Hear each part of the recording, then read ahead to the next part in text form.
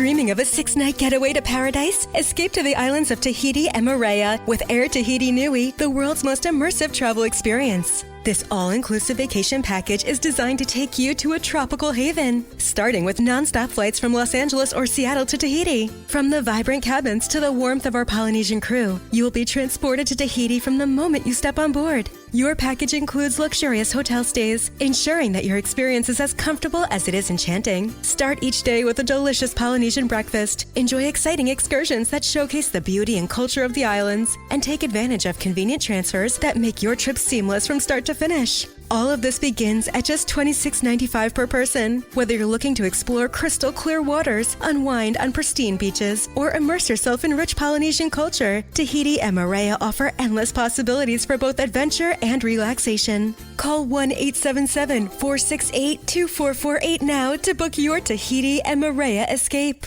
Lovers wants to know, ever forget Valentine's Day in the past? Need to make up for it? Do it and them right this time with the perfect pleasure present from Lovers Stores. Whether you're looking for spicy toys, alluring lingerie, or exciting accessories, Lovers has it all. Save 20% when you mention unforgettable at one of our 18 Western Washington locations. Offer valid with free Lovers Afterglow Rewards membership until February 28th. Some exclusions apply.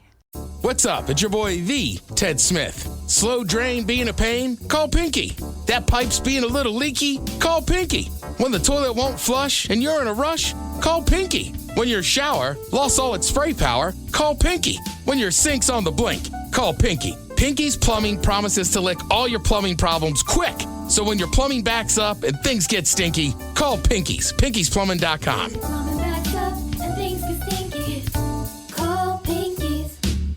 Anyone know what channel the game's on?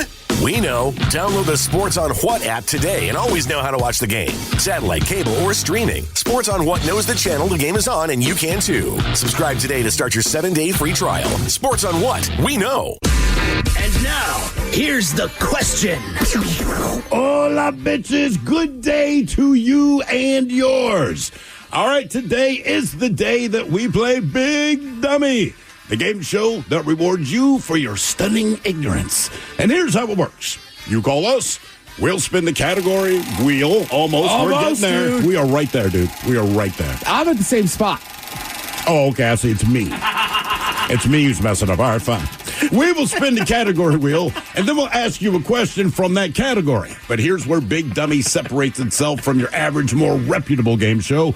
We will continue to ask you questions until you get one right. Because, as always, we want you to leave here smarter than you showed up. Now, so far in this new year, our biggest dummy is James, who thought a poo-poo platter was another name for a bedpan and found a way to answer 7 consecutive questions wrong. Can you do better? We certainly hope so. So give us a call, and off we go on Big Dummy, brought to you by our friends at Advanced Hair Restoration. Big contestant to play Big Dummy. Call 206-803-ROCK. Like the Men's Room on Facebook, follow us on Twitter and Instagram at Men's Room Live, and send those emails to the Men's Room at KISW.com. The debauchery rolls on. You're listening to the Men's Room with Miles and Thrill. 99.9 KISW. Oh, but tell us away we go. Welcome to season 20. Episode number 4,244. What a large and in charge program we have for you today. Guaranteed future repeat. We are 16 days into the new year. And I forgot to switch it on my sheet there to season 20. Yeah, you got called out by several people on the text line. Hey, thank you. I never would have known that. I swear to God, I just keep rolling with that. Here we are celebrating our 20th anniversary lager with Black Raven with a huge launch party on Friday, February 7th. I'm still saying we're in season 19. I can't win them all, man. I mean, I'm telling you what. Okay. Good times. Hedge Evans back. Ted's Meat Potatoes. You've got the most important recipes of the last century. What makes it important? As like the universal use of it or what? Basically, yeah. Okay. And all these recipes. There's only like 4 or 5 of them. Then I'm going to throw in my personal opinions on some of the greatest inventions. Do you have, not on that list, but in your opinion, what would you say is the single greatest recipe in the last 100 years? I know your answer should be ranch. Yeah. I'm saying as a personal thing, like what is your most important of the last 100 years? I mean, to be honest with you, whatever the Cheeto dust is, because there's nothing like it, man. Well, I mean, look, the guy that invented the fried mozzarella stick. Yeah. I mean, right. it's just Actually, I would probably go with the buffalo wing. You know, Okay, man, that's all right. a very solid call. I mean, it's so stupid, but it's part of your diet. I mean, if you told someone, hey, my uncle, you know what he's responsible for? Do you like mozzarella sticks? Yeah, he invented those. You're like, get out of here. I want to eat them. Yeah. Because you know what? Look, think of all the chefs out there, all the people that cook for a living. And if you're, a chef, your whole idea is, whether it's specials or whatever else on the menu, you are creating a dish that has a little bit of you in it. And, But you can only get it there. And it might be the best meal someone's eaten, but they're never going to eat it again. Right. But nobody really invents a new food thing. You Right, might that's have universal. Correct. Like, whatever that is. You might be able to make lamb a different way or whatever. Sure. But it's just not that universal thing where everybody, because the buffalo wing was accidental, correct? Not accidental, but just... She just whipped them up because she had these chicken parts, and her son came in with his buddies drunk, and she was like, all right, I'll do this. And what I like about it is, it's still drunk people that predominantly like them. And it's funny because they were just chicken wings. And then the guys that opened Buffalo Wild Wings in Ohio started calling them Buffalo Wings. Oh, really? So they were the ones who started the name. Right. Those guys were from Ohio. Interesting. To her, it's like wrong parts wings. But here's the other part of that. When they started out, they were Buffalo Wild Wings and Weck. BW3. So they took another iconic food item from Buffalo and brought that down to Ohio and made that, because the Weck sandwich is predominantly only in Buffalo. Well, sure. But if you take Buffalo wings out of the equation and the Bills and the Sabres, what else is Buffalo known for, right? Snow. Right. I mean, the wings put that place on the map. Cold. Yeah, I mean, there's nothing about Buffalo beyond Kodak. the wings that makes Actually, Buffalo was just Kodak is voted Rochester, the number one town to move to.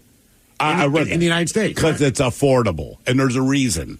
Well, yeah. Right. Lots of people are investing in Buffalo right now, which is great for Buffalo, but there's a reason why it's cheap to live in Buffalo. Find out what happens in Buffalo next week. When we're in 30-degree weather, what's Buffalo going to be? Oh, God. They'll be like, that's balmy. 3 Well, degrees. Buffalo's crazy, too. Like, I did not realize how those lake effect snows that, like, it'll have be no dumping idea. in Buffalo, and it's not even snowing in Rochester. Nope, but Buffalo, Rochester, and Syracuse. Now, Buffalo has Lake Erie and Lake Ontario to deal with. Rochester and Syracuse just have Lake Ontario. That said, they have the Golden Snowball competition every year. And some people think we have weather machines. We do not. But they still compete every year to see which one gets the most snowfall. All right. And I hated being part of that competition. Like, hey, Rochester won. I'm like, that sucks. Yeah. But shout out to the Anchor Inn and Buffalo for creating the chicken wings. And then, we'll talk about the other most important inventions in food in the last century. Is this around the world? No, just, I mean, like the Caesar salad, technically invented in Mexico, right? yes. Well, I mean, the pizza was stuff like invented in Italy. But he But we was- have yeah. commandeered this. By the way, some of the texts say the burrito bowl, cookie butter, and cinnamon toast crunch. I get the feeling they won't be on your list, but that... Well, and we'll talk about this during the segment, but also, like, when you bring up the mozzarella stick and, like, wings, so remember 15, 20 years ago, it was cool to be, like, a hoity-toity, like, foodie, right? Mm-hmm. And Bourdain was a trained chef. He would eat that stuff. But Sure. now most of the food reviewers are just dudes in their cars or women in their cars. You're 100% So it's like correct. people are like, wait a minute, we like this stuff. Yeah, this is what normal people Are you guys pro bowl or anti bowl? I'm neither. I prefer not to have it deconstructed. Yeah, me too. Like if I'm I having- just, for whatever reason, Poke Bowl, KFC Bowl, Chipotle, if Chipotle I'm bowl. over at Chippers, I'm getting a bowl. Chippers. Yeah. Is that Chipotle? That's what the kids are calling it. Okay. The hockey bread. Just want to make sure. I just don't get excited about the bowl. It's fine. I mean, it's all the same flavors. I just, for whatever reason, put it this way, if it could be handheld, I prefer it handheld. That's all. It's just sometimes that burrito you get from Chipotle, it's They just, make it a bit big. it's hard to eat. All right, like if I make a 3-course meal at home, I make some kind of a protein and some vegetables and some rice. Yeah, meat and 2 veg. I don't throw it all in a bowl and go, that's a bowl night. But it kind of is on Thanksgiving, right? Yeah, loves but food. I still That's the prefer- original bowl in America is Thanksgiving dinner because everyone's food kind of collects together and you realize I got a mouthful of mashed potatoes and turkey and this and that all at once, right? Well, you do it all the time at breakfast, but it's a scramble. Well, I buy those big ass. I buy those big ass coronet oval sized, disposable plates for Thanksgiving, so I don't have to do all the dishes. Yeah. And they have their own sections. So I like that. It's like a TV dinner plate, but bigger. The head chef coming up with Ted's Meat and Potatoes at 4:30. Also, keep in mind, we still have 5K a day. It's easy. All you need to do is listen to this program for 1 hour, either at Odyssey.com. If you're there, sign in so they know you're there.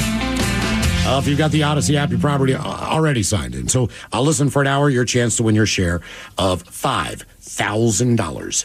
And today is the day we play the game known as Big Dummy. It's an easy game to play.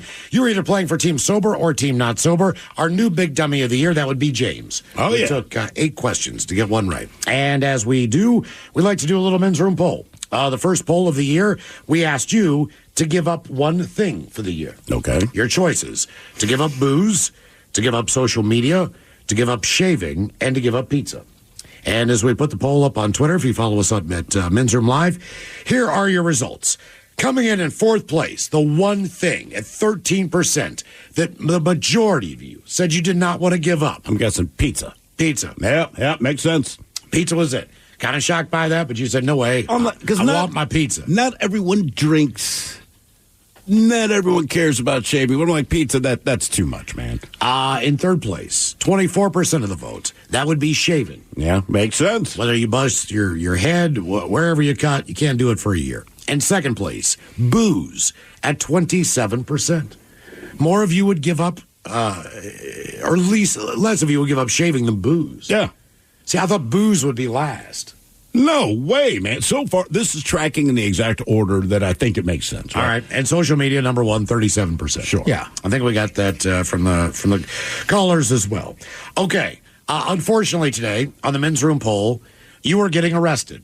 And everyone knows that you have been arrested. Mm-hmm. The choices are what you've been arrested for. All right. Okay. And these are all from the news. These are all situations that have happened in the news. That's the terrifying part. Your first thing that everyone will know that you've been arrested for is a naked rampage, as a Florida woman has begun serving a prison sentence. Don't bother, Ted. A prison sentence. Where are her eyebrows? He immediately came over to see what she looks like. You don't want to see her naked. For a recent naked rampage at a convenience store that also included a masturbation session conducted in front of police. Celia Barrett. You like this? Who was 35. No, ma'am, we don't.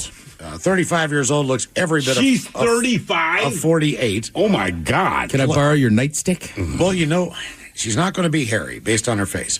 She doesn't have eyebrows. I know, that's what I'm saying. I mean, more than likely. Ted can't move past when that. she's naked. Where are the eyebrows, man? Typically, body hair is body hair. So Yeah. if you got a little, you got a little. Unless you plucked off. If I'm a cop on that scene, it's like the other cop's like, Jesus, she's naked, she's masturbating in front of us. I'm just gonna be like, she's not have eyebrows. Like, lock her up. And Mike, you know my move. She's getting tased. Oh yeah, she might like it. She was in a racetrack convenience store and was sentenced to 15 months in state prison after copping 2 aggravated assaults, a felony, 4 misdemeanors, including exposure of sexual organs, disorderly intoxication. Alleged by police, she was drunk. She threatened workers at the racetrack in St. Petersburg with a sharp-edged vegetable peeler. I'm going to peel you. I'll peel your ass alive. A vegetable peeler? Maybe let's throw down to her eyebrows. Could be. In addition to prison time, Barrett, who has previously served time for battery and marijuana, was ordered to pay fines about $1,000. But yeah, she's going to jail for 15 months for a naked rampage. So you could be arrested for a naked rampage. Okay. That's option number 1. Option number 2, a Chipotle manager exposed himself and masturbated in the dining area of a Pennsylvania restaurant. The manager? The manager, according to police, who say that a female victim felt liquid on her jeans when she got up to leave the table where the man had been pleasuring himself. Following the incident at the eatery, a Harrisburg suburb known as Camp Hill, 2 women went to the local police station to report a sexual assault. The women, one of whom was a former Chipotle employee, detailed the encounter with Kasim Ransom, a 26-year-old manager. Duo told the cops they were seated at a communal table, talking with Ransom and other employees when Ransom began doing something with his hands down his pants. One of the women said she saw him touching himself outside, recalling that she was in denial and tried to look away. The woman added that he grabbed numerous napkins and placed them down in his lap and brought one napkin up from his crotch and put it on top of the table. She said the napkin was sticking to itself. Second woman reported noticing that he was moving his hands a lot down around his penis, adding that she seemed to think that he might be tossing some dice, so to speak. Yeah. Getting ready to roll. Whenever the former Chipotle worker got up to leave the table, she felt liquid hit her jeans. So, option number 2. New shooter coming out. You get caught doing a little self-loving at work. Okay. All right. All right. First who, one's who hasn't? but you get caught. Alrighty. And you get arrested. Yes. A little inside there. Yeah. Now we head to Texas, where a kilt-wearing Texas man pled guilty to taking merchandise from antique stores, All right. then shoving the items in his rectum before returning them to the display shelves. Random objects. Take that. Mitchell Vest copped a criminal mischief in connection with vile incidents earlier this year at shops around a Houston suburb. What is the motivation? He is for that, 6'6" and 250 pounds. He was sentenced to 12 months probation. He is a first-time offender. If he successfully completes the probationary term, which should not be hard, the misdemeanor conviction could be wiped from his record. According to police, Vest visited one store and placed a makeup brush and a restoration hardware piece in his anus before placing them back on the shelf for display. The owner of the business, the Curiosity Shop, told cops that Vest then took an antique bottle opener and a tobacco tent can and also placed them into his anus under his green skirt, then returned both items to the shelf. In both instances, the soiled merchandise, valued at a combined $204, had to be thrown away due to fecal matter on them. Since his arrest, Vest, seen in action in the surveillance photo, has been free on $100 bond. Let me get this right. Your probation is for the next 12 months, do not place items in your rectum and place them back on the shelf. Yes, they note that Vest and his wife own a $600,000 home in the Woodlands, a wonderful Houston suburb. Wow, man. So you could be busted putting items in your rectum and then putting them back on the shelf. Okay. That's the big issue there. Like somebody's like, I heard Ted went to the hospitals. He got something stuck up there. It's like, all right, he's into that. But the fact I'm putting him back makes me seem like a sleaze bag. He's just seeing what he's got, seeing what he can get in there, sticking them in there, and then putting them back on the shelf. What's the motivation behind that? I just can't imagine. Like, hey. I'm just actually shocked that there were fecal matter. There was fecal matter. Yeah. I mean, that's a little bit different. He needs to get a bidet. Something. Yeah, no kidding.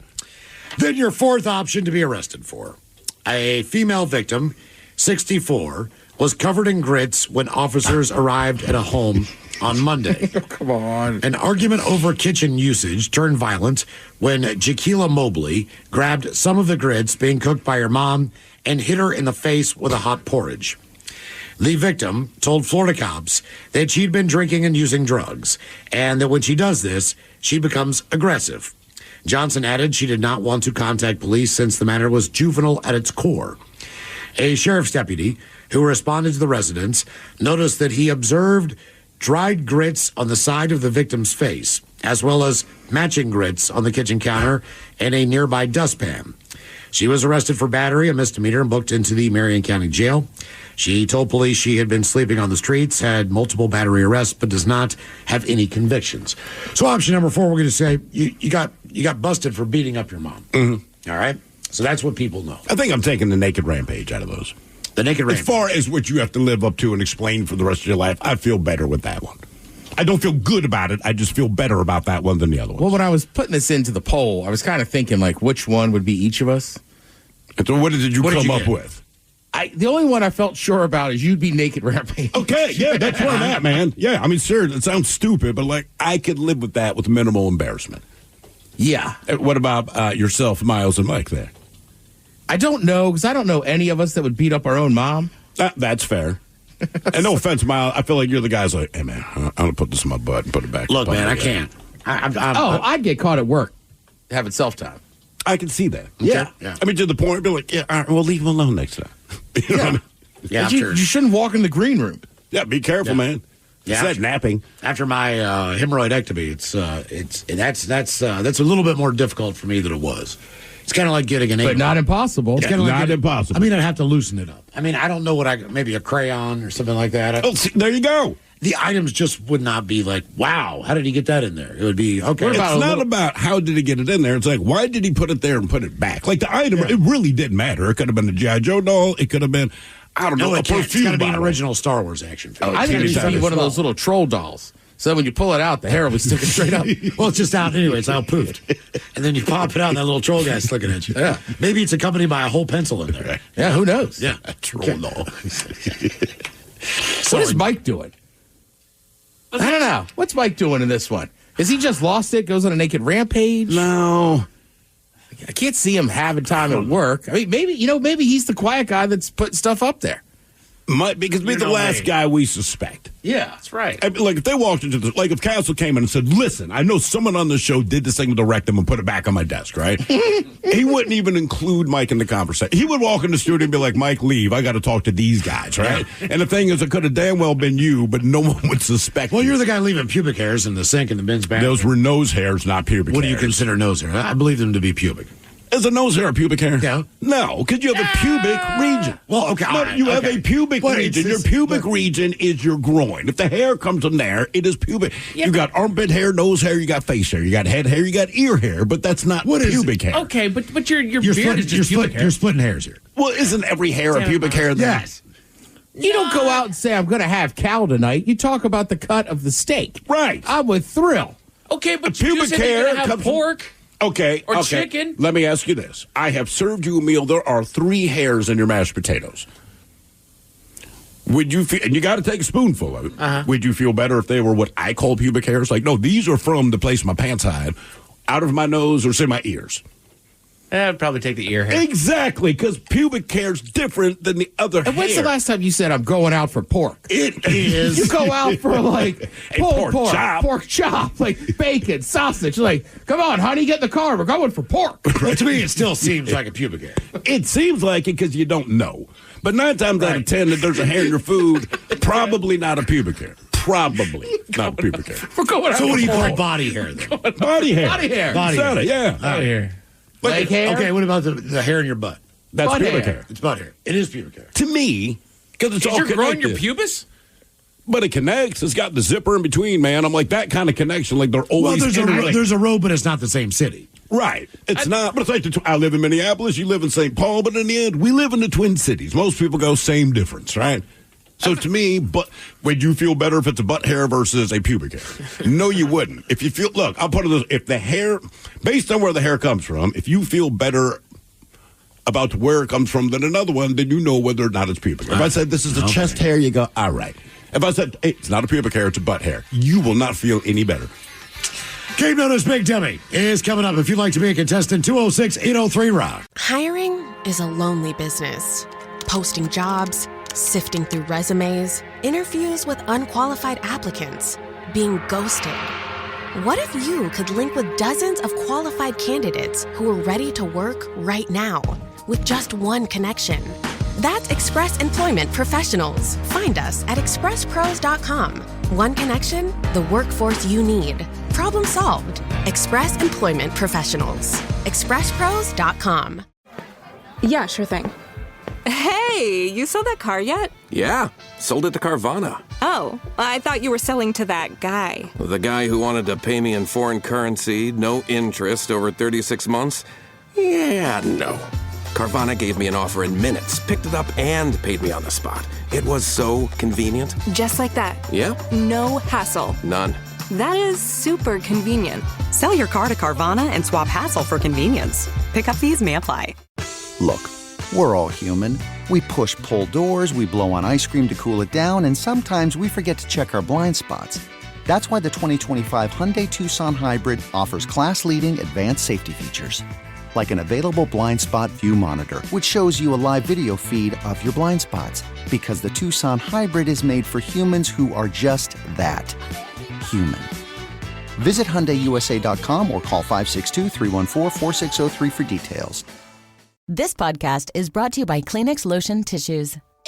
You can't predict sick days, but with Kleenex Lotion Tissues, you can be better prepared for them while helping keep your skin healthy. Whether it's a surprise sneeze or a stuffy nose, it's always good to have something gentle on hand. Kleenex Lotion Tissues moisturize to help prevent skin irritation while you're battling those unwanted cold and flu symptoms. It's extra care when you need it most. I mean, why not have one less thing to worry about when you're not feeling your best? For whatever happens next, grab Kleenex. Auto insurance rates are on the rise, which is why you should call Vern Fonk Insurance. Vern Fonk could save you up to 20% on your auto insurance. The pros at Vern Fonk will do all the work, comparing different plans to find you the best options. And they can insure you over the phone. One call to Vern Fonk could save you up to 20%. Call 206-408-5094. 206-408-5094. Remember to honk when you drive by Vern Fonk. Restrictions apply based on a Q3 2023 study of Vern Fonk insurance customers who reported saving when they switched. License number 1070622. 99.9 KISW. The shenanigans continue. This is the Men's Room with Miles and Thrill. Famous Big Dummy 206-803 Rock. Steve, who is our first contestant ready to play the big game? Hello, Matt. Welcome to the Men's Room. Hola, bichola. Hola. Matt, are you sober or not sober? Sober today. All right. Matt, welcome to Big Dummy. Okay. On our poll, unfortunately, you're going to be arrested. What are you going to be arrested for? Going on a naked rampage, self-love at work, putting items in your rectum, or beating up your mother? I'm going to go with the naked rampage. Naked rampage. What store could you see yourself doing this rampage in if you are naked? I mean, let's just go with Walmart. It's the biggest store around, right? Yeah, but that's not exciting because I feel like a Walmart, most of the people are half naked. It's busy. You're going to be able to run. You've got multiple aisles to get this done. It's not like you're in a dollar store. Yeah, but small. At Walmart, I'm going to Nordstrom. You don't even have to run it. Well, you could walk through Walmart naked, and I don't think anyone would care for 20 minutes. Solid point. I'm with Ted. Nordstrom. Would you just put on a random jacket and wear it and run around with it for a while? I'd run around naked, and then I'd stop in the cafe as my buddy runs it, and I'd be like, "Hey, man!" And then I'd run. Run back into the store. Don't use my name, Ted. I did not. You notice I didn't say his name. Man, what would be a good store? I'm trying to think of a store that like my wife likes that I hate going into. Like that would be the one, just to get out of there quicker. I mean, you could do it at a 7-Eleven. Again, but that's normal. They'd be like, all right, dude. Yeah, they'd give you 5 minutes. Sir, please leave. That's it. That'd be the whole thing. Not even going to call the cops. How about like a buffet? That way you'd have food involved. Like restaurant. Golden Corral. Yeah, all like the a old Golden folks. Corral. About 4 p.m. Or We're a all sitting down for Ponderosa. dinner. Yeah. You know, you're just kind of dodging them behind the baked potato bar. Yeah, there you go. Throwing grated cheese at the dude. Bacon bit fakes. All right, Matt. If it's a breakfast buffet, I'm going to put some donuts on it. Oh, God, yeah. They'll let you keep them. It's one way to get free donuts. Put them on your erection. Onion rings, whatever. Yeah. All right, Matt, your question. Haitian dictator Francois Duvalier. He was better known as Papa Who. Hence, not Smurf. Yeah, Papa Smurf. He only ruled over Haiti for like 3 years. Mm-hmm. They called him the Blue Years. Yeah. Let's just say Papa Emeritus, even though that's wrong. Anyone remember? This guy good was word, Emeritus. Ruthless, man. I don't know. Not that Haiti's gotten much better, but Papa Doc. Papa Doc. Yeah. Ugh. Google that son of a bitch. I gotta be honest, even as a history guy, I don't know much about Haiti. You don't hear much about it. I mean, the only thing you hear about Haiti is bad stuff. But yeah, Papa Doc, I want to say he ran that joint for a good number of years and absolutely ruthless dude. All right, your question. Oh, he's also a voodooist. Voodooist. Voodooist. Voodooist. On what part of a house would you find flashing? My bedroom window if the neighbors look. Agreed. How about under the roof? Like before you lay the roof down. Yep. You got it. Oh, flashing. All right. Got to lay down to flashing. That's that stuff they roll out in the big big black spool. Game is Big Dummy 206-803 Rock. Hello, Mark. Welcome to the men's room. Hola. Hola. Sober, not sober, Mark. I'm working on Thrill's favorite, both of them. Thrill's favorite what? Cocktails and little green. So what kind of cocktail are you drinking? Because to me, a cocktail is straight Jack. I was Jack back in 1982, Thrill. Okay, I was 13. I wasn't quite there yet. Okay. I was still on Kool-Aid. All right, Mark, you're going to get arrested. Are you going to go on a naked rampage, get caught doing self-love at work, putting items in your rectum, or beating up your mom? Yeah, I'm going to go with everybody today, a naked rampage. Naked rampage. Okay. Somehow that doesn't sound like a stretch for you. It's just the feeling I get. All right, Mark, here is your question. What's the name of the male co-anchor of Channel 5 News on the TV show Family Guy? I watch South Park a little bit, but rerun. Don't know. Phil. Phil. Not a bad name. Go ahead, say it, Mike. Every time I ask a Family Guy question, I'm like, I know Mike is going to know the answer. That'd be Tom Tucker. Tom Tucker is correct. I'm Tom Tucker. Good evening, Quahog. I'm Tom Tucker. All right, your question. What island does the Statue of Liberty stand on?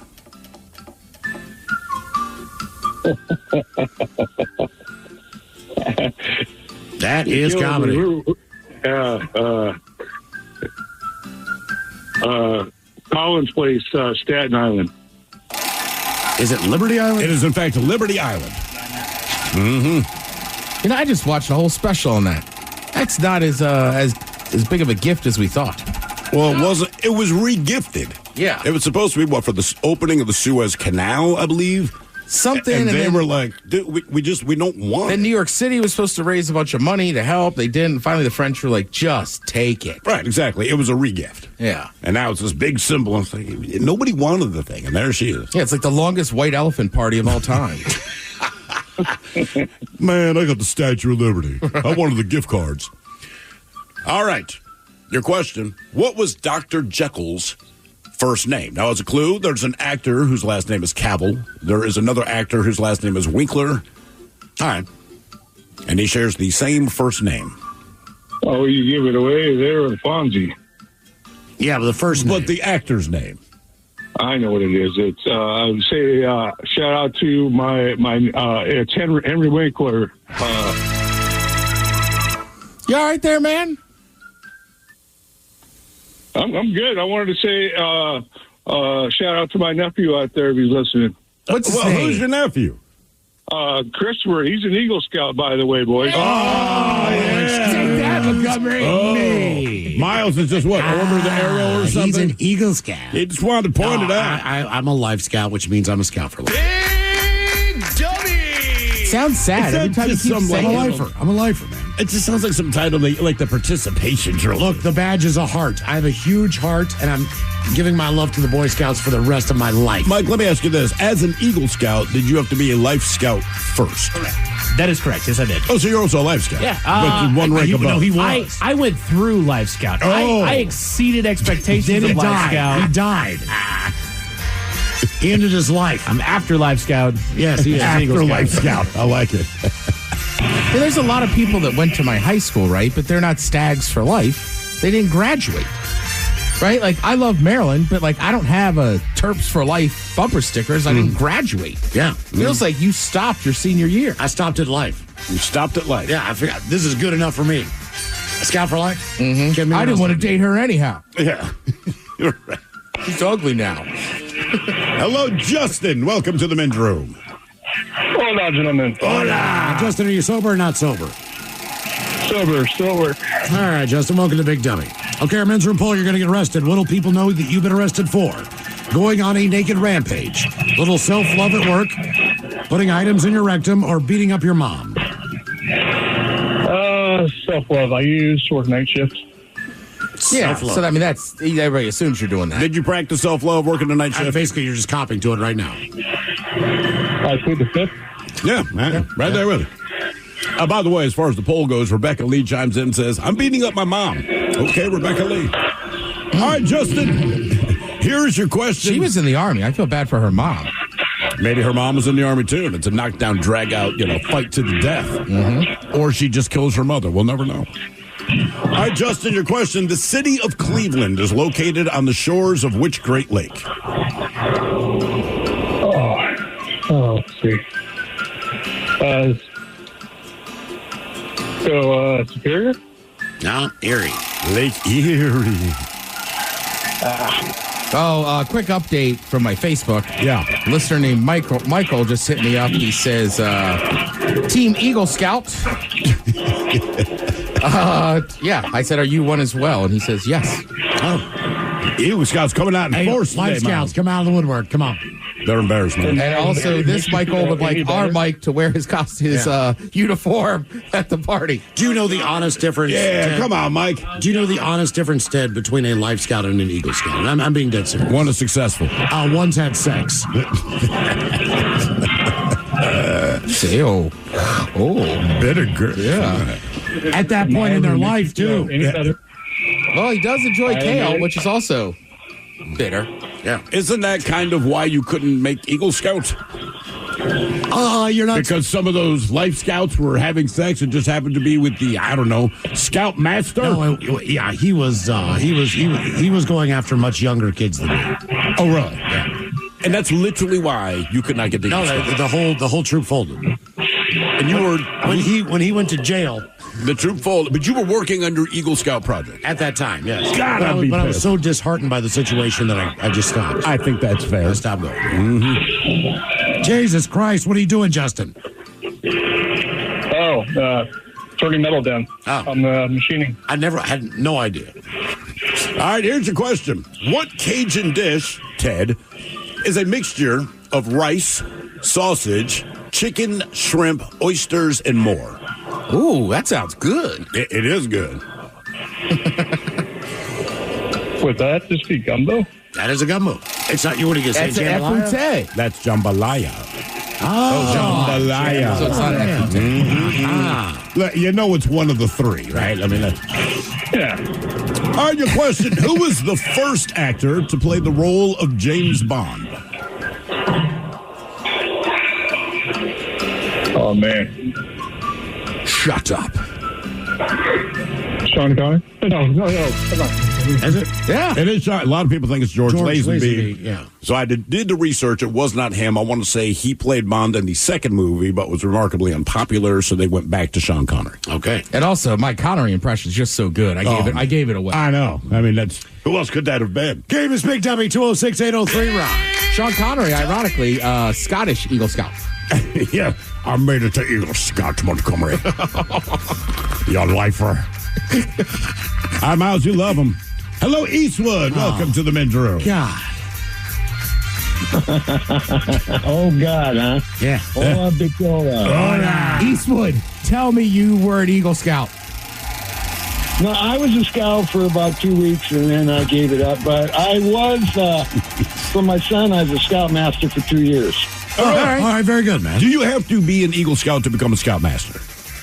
Or can you just volunteer to do it? Obviously, they don't vet anybody. Okay. Jesus. The women who run those joints, they're all in charge of scouting, and they just wanted to have some male to, run the pine box derbies and watch the boys, when we go out camping and stuff. Yeah. And then we had the jamboree we had down there in Tukwila, down there at Long Acres, right a mile from my house, and sleeping in an open field in the rain. So I went to a jamboree. And was that a national? Was that national, Eastwood?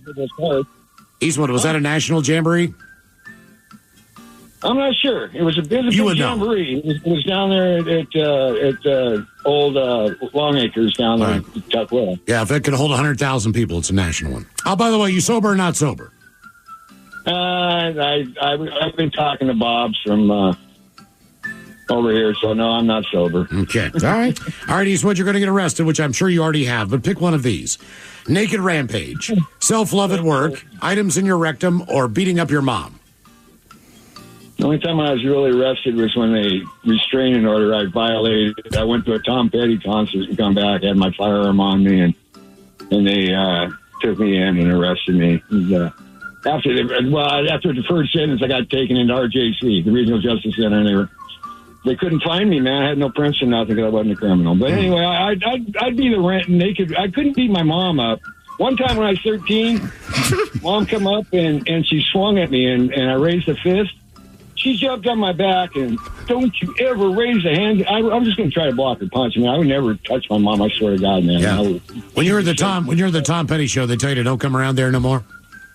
Yeah, it was great, man. We went to Tom said it himself. It was crazy. Hey, Washington, and watched it, and I came back, and I got to 188 there at DTAC, and two cops saw me running Popeye, and they hung U-turns and pulled me in, and I started talking about my wife, and they go, "Oh, you got a restraining order." Took me in the airport, put me in there. It was fun. It was kind of crazy. I go, yeah, you can think it's real cool being in the airport. And I go, man, I used to work for Sky Chef, man. I used to own this airport. Just go sit in the airplanes, and eat the food. And working at Sky Chef was cool because it had all the booze you wanted, man. All the booze you wanted. They had those little baby bottles, and they didn't do inventory. So when you come back in, you fill your pockets, stop at your car, put them under your seat. It was great, man, for 6 months. I just kind of think it's wild that you're like, you never know what's going to happen at a Petty concert. Better bring my gun. Right.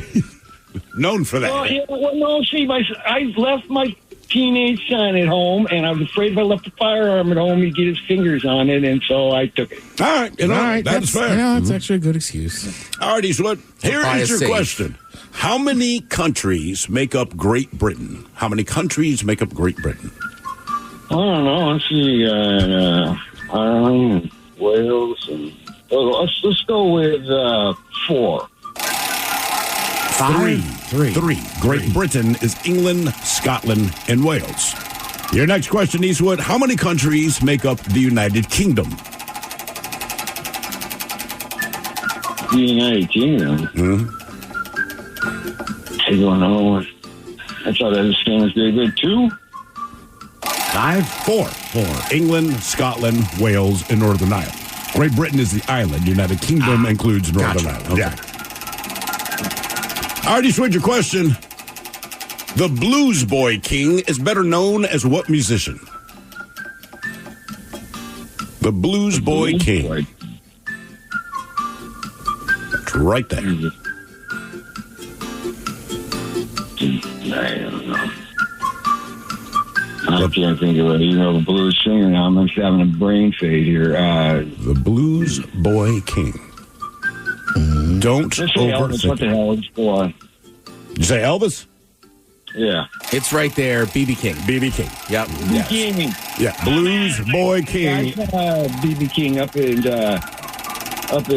Canada, Vancouver at Gastown Alley, whatever it was. And you paid $20. You go sit in the room, and they, women go in one door, boys go in the other up there in Canada. And so I went and watched B.B. King for about an hour and a half set. Yeah. So you actually saw the Blues Boy King? Yeah. B.B. King. Yeah, at Gastown. Yeah, up in Vancouver. Yeah, it was great, man. Yeah, the big old place. You had like 3 different bands up there, and then they do sessions in this room, and they take people and say, $20, go ahead and watch B.B. King. So I would have. An hour and a half, and you got another crowd in. All right, Eastwood, your question. Snowy Great Horn. I wanted to bring up football for a minute, man. I made a bet last weekend, and I took Pittsburgh and had 15.5 and won by 1.5.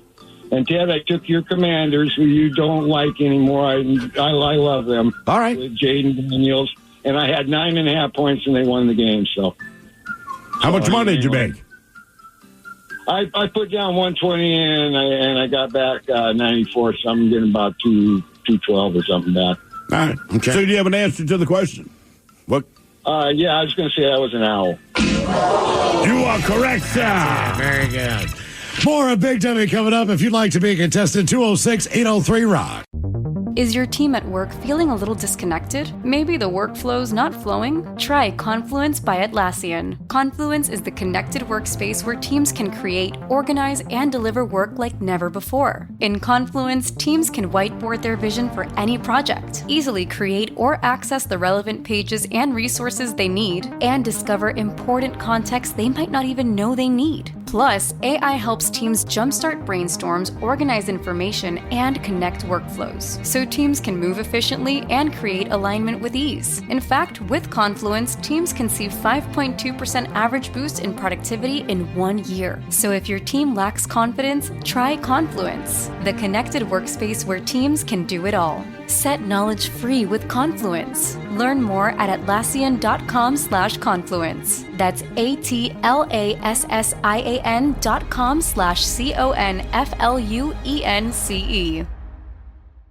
The brand new Grand Casino and Shoreline is now open. Step into the action with Vegas-style table games like Baccarat, Heads Up Hold'em Poker, Pai Gow, Blackjack, and High Card Flush. Feeling hungry? Feast on delicious Chinese, Vietnamese, and continental dishes plus breakfast favorites. Dine in or take out. And don't miss daily happy hours from 4 p.m. to 7 p.m. and 10 p.m. to midnight. Grand Casino and Shoreline off Aurora. Open daily from 9 a.m. to 4 a.m. Visit GrandCasinoGaming.com.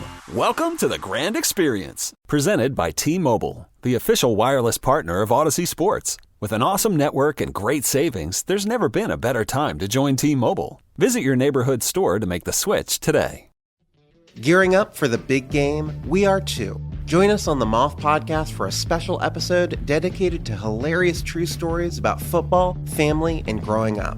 I loved Franco Harris so much that in 1975, I invited him to my bar mitzvah. And it was so cool that he actually sent me a telegram. Each week on the Moth Podcast, we share stories that are funny, strange, and above all, true. Find the Moth Podcast on the free Odyssey app or wherever you get your podcasts. Escape to paradise with a relaxing 6-night stay in the iconic islands of Tahiti and Moorea. Enjoy an all-inclusive nonstop flight to Tahiti from Seattle or Los Angeles on Air Tahiti Nui, the world's most immersive travel experience. From the vibrant cabins to the warm and welcoming crew, you will be transported to Tahiti from the moment you step on board. This dream getaway also includes beautiful accommodations, excursions, daily breakfast, all transfers, and more, starting at just $26.95 per person. Call 1-877-468-2448 to book yours today. Lovers wants to know, ever forget Valentine's Day in the past? Need to make up for it? Do it and them right this time with the perfect pleasure present from Lovers stores. Whether you're looking for spicy toys, alluring lingerie, or exciting accessories, Lovers has it all. Save 20% when you mention unforgettable at one of our 18 Western Washington locations. Offer valid with free Lovers Afterglow Rewards membership until February 28th. Some exclusions apply. What's up? It's your boy, the Ted Smith. Slow drain being a pain? Call Pinky. That pipe's being a little leaky? Call Pinky. When the toilet won't flush and you're in a rush? Call Pinky. When your shower lost all its spray power? Call Pinky. When your sink's on the blink? Call Pinky. Pinky's Plumbing promises to lick all your plumbing problems quick. So when your plumbing backs up and things get stinky, call Pinky's. Pinky'sPlumbing.com.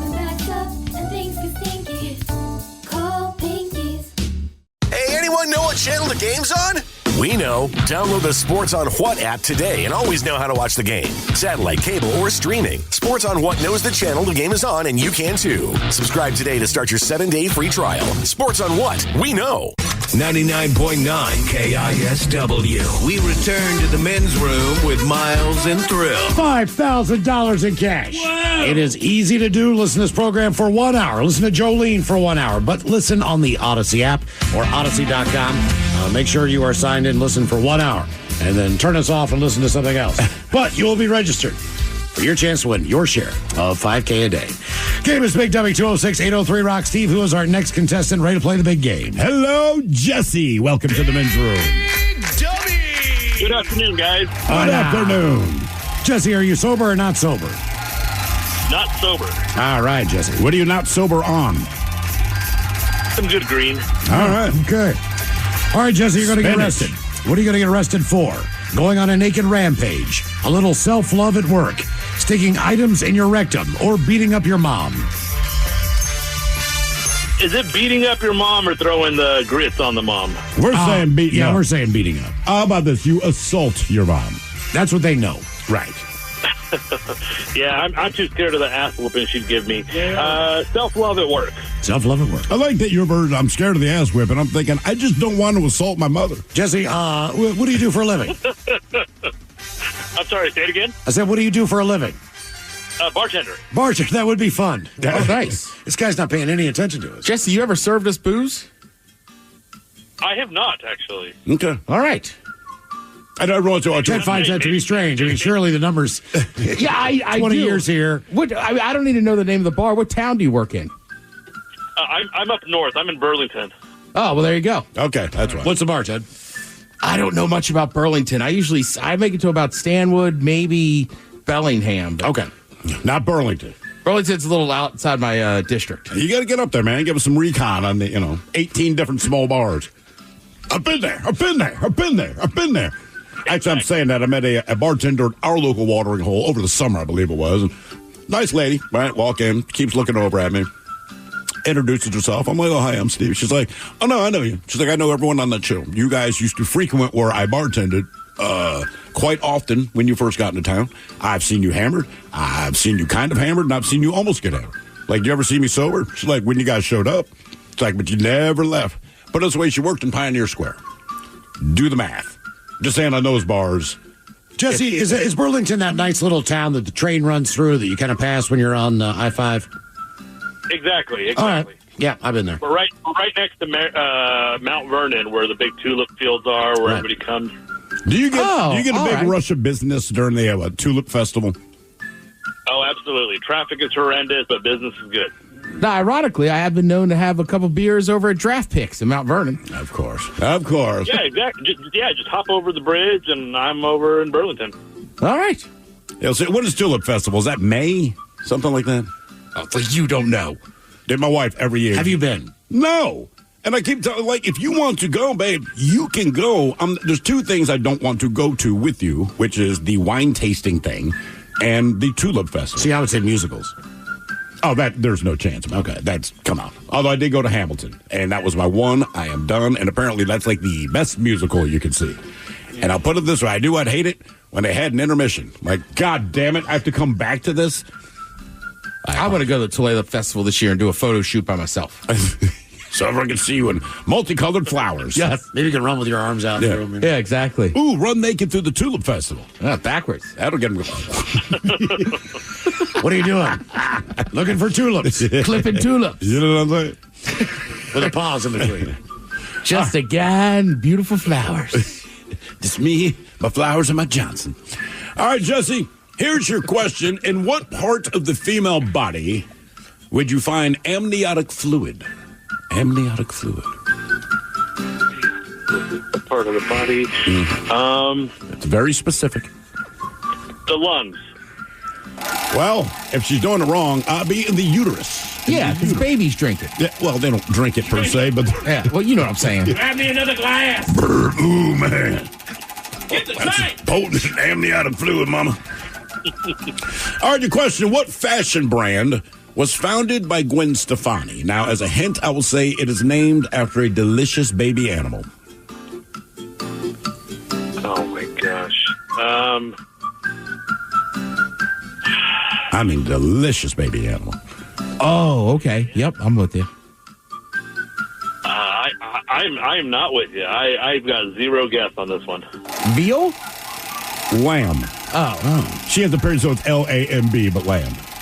When my daughter was young and she first learned Mary had a little lamb, I'd sing it to her.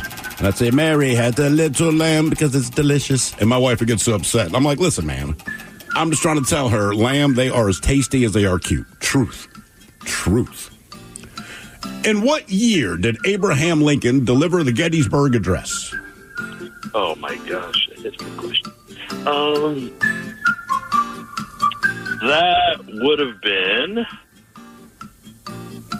19... Wow. Wow, dude. Next question. 18... Okay. 1887.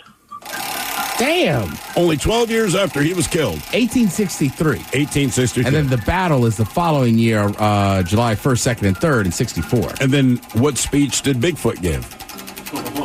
I don't know. The Gettysburg Address. Come on, man. It's right there.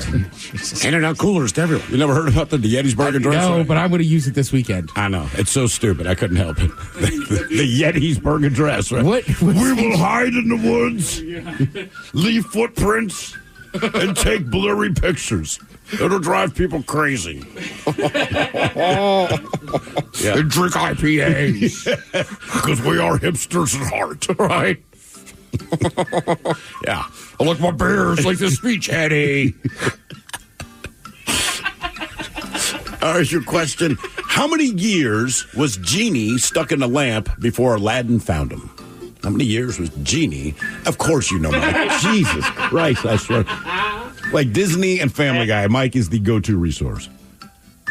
It was 10,000 years. Thank you. All right. Nice job. That is a long time. That was his first line. Was it? He came out, made the big stretch, said 10,000 years will give you such a crick in the neck. I wonder what he'd smell like. Just think about it. 10,000 years in a little-ass lamp. And be like, ooh, What are Genie. lamps made out of? Were they brass? Right? Or gold? Probably So what does he gold. do? Does he give him 3 wishes? Is Yes. that the same story? Yes. What What was three are wishes? the wishes? Ooh, what were his 3 wishes? So, what? Salma Hayek naked. I mean, He like tricked him first to get him out of the Cave of Wonders by making it seem like he was making a wish, but he didn't. That he wished for him to make him into a prince. What was the second wish that he did? His third wish was to set the genie free.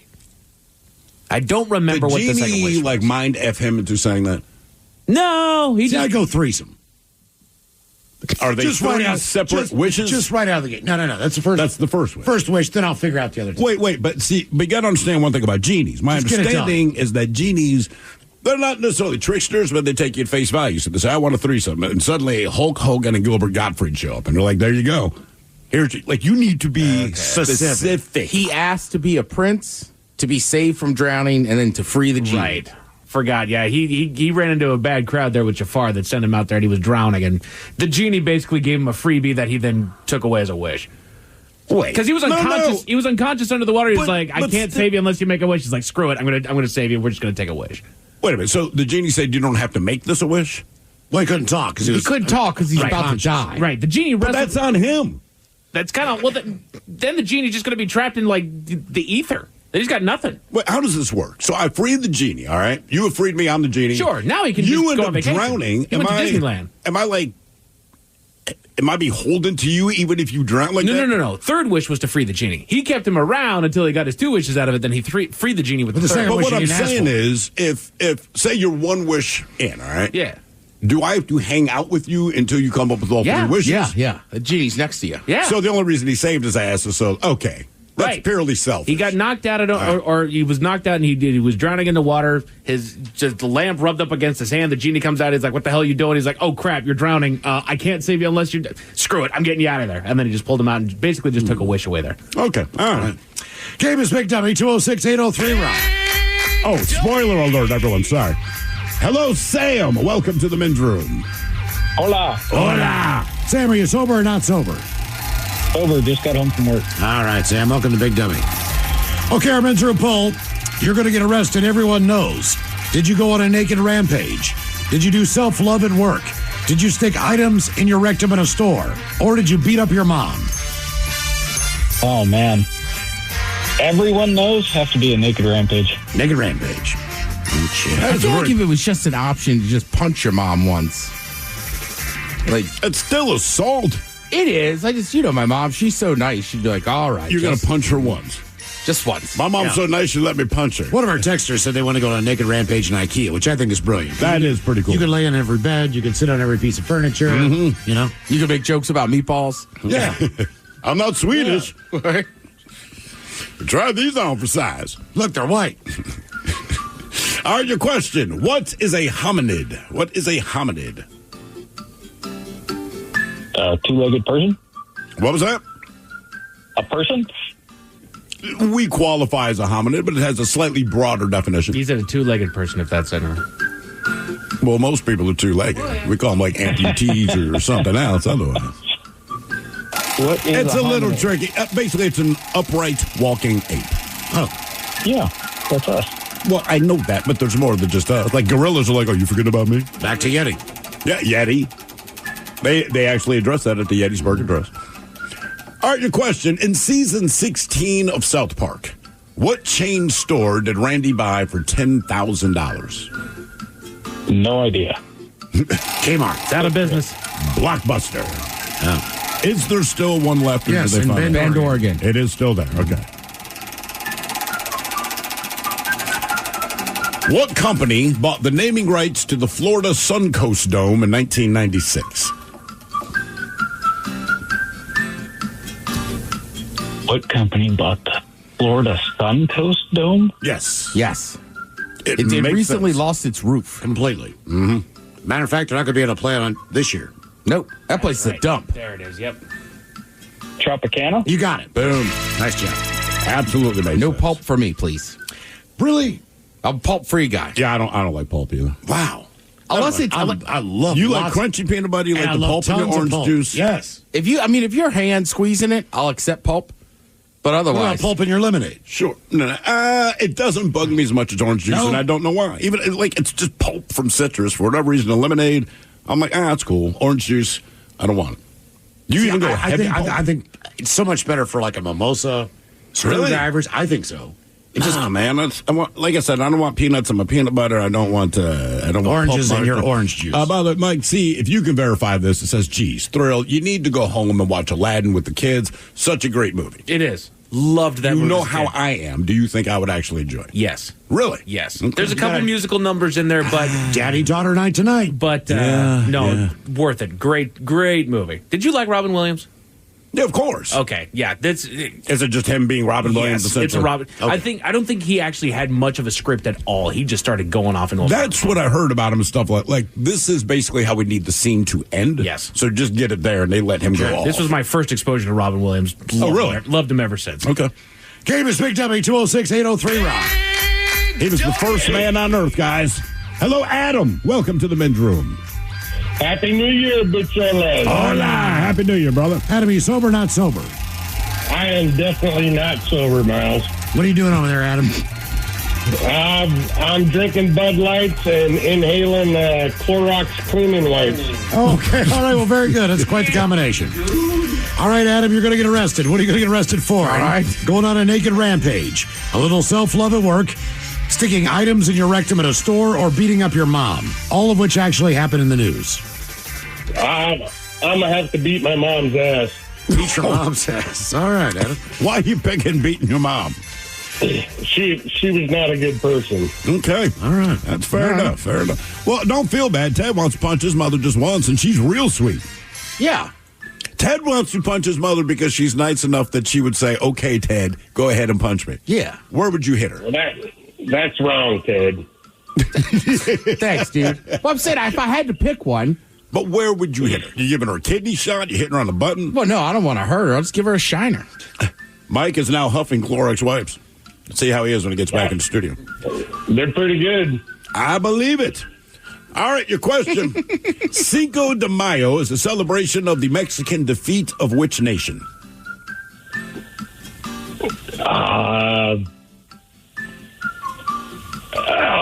America.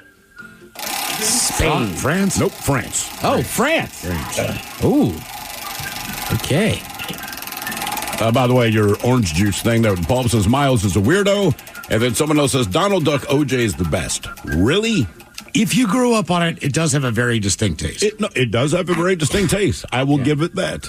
It's like so does Dog it's S. like Sunny D. It's just got its own category. I think that's one of those things people say that, but they haven't actually drank Donald Duck in a long time. Correct. Mm-hmm. And look, I'll stand by that theory, Ted, and I brought this up before, but like Twinkies, when I was a kid, loved Twinkies. My parents never bought them, but my friends' parents would buy them for them. Anytime I went there, devour Twinkies. I don't know, like 15 years ago, I just see a Twinkie in the checkout. I'm like, you know what, man? I'm going to relive my childhood. It was awful.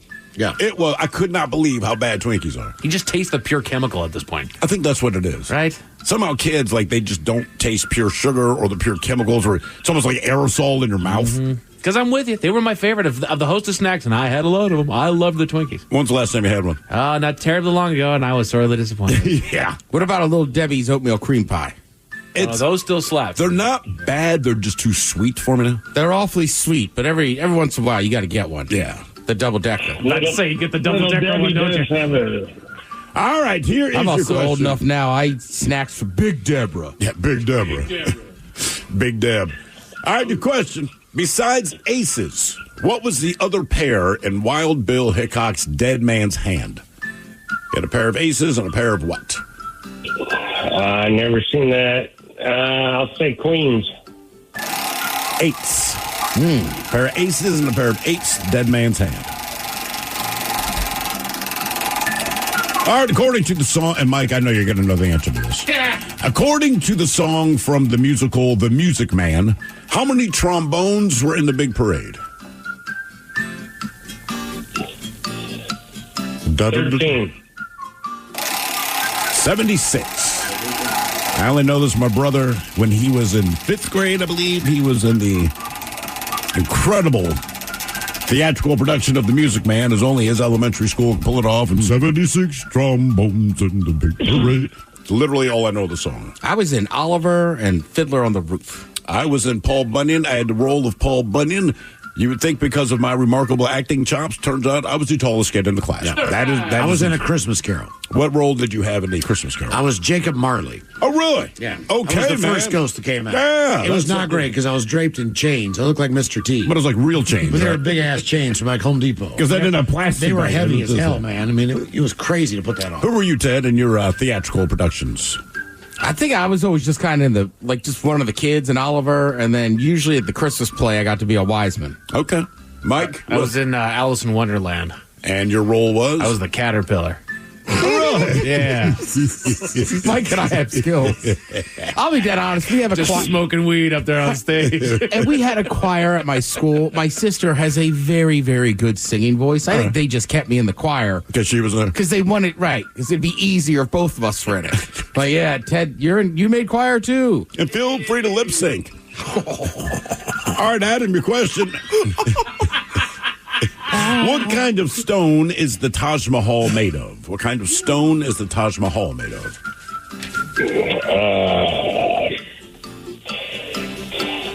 I would say marble. You would be correct. Very good. More Big Dummy on the way. If you'd like to be a contestant, 206-803-ROCK. Hiring is a lonely business. Posting jobs, sifting through resumes, interviews with unqualified applicants, being ghosted. What if you could link with dozens of qualified candidates who are ready to work right now with just one connection?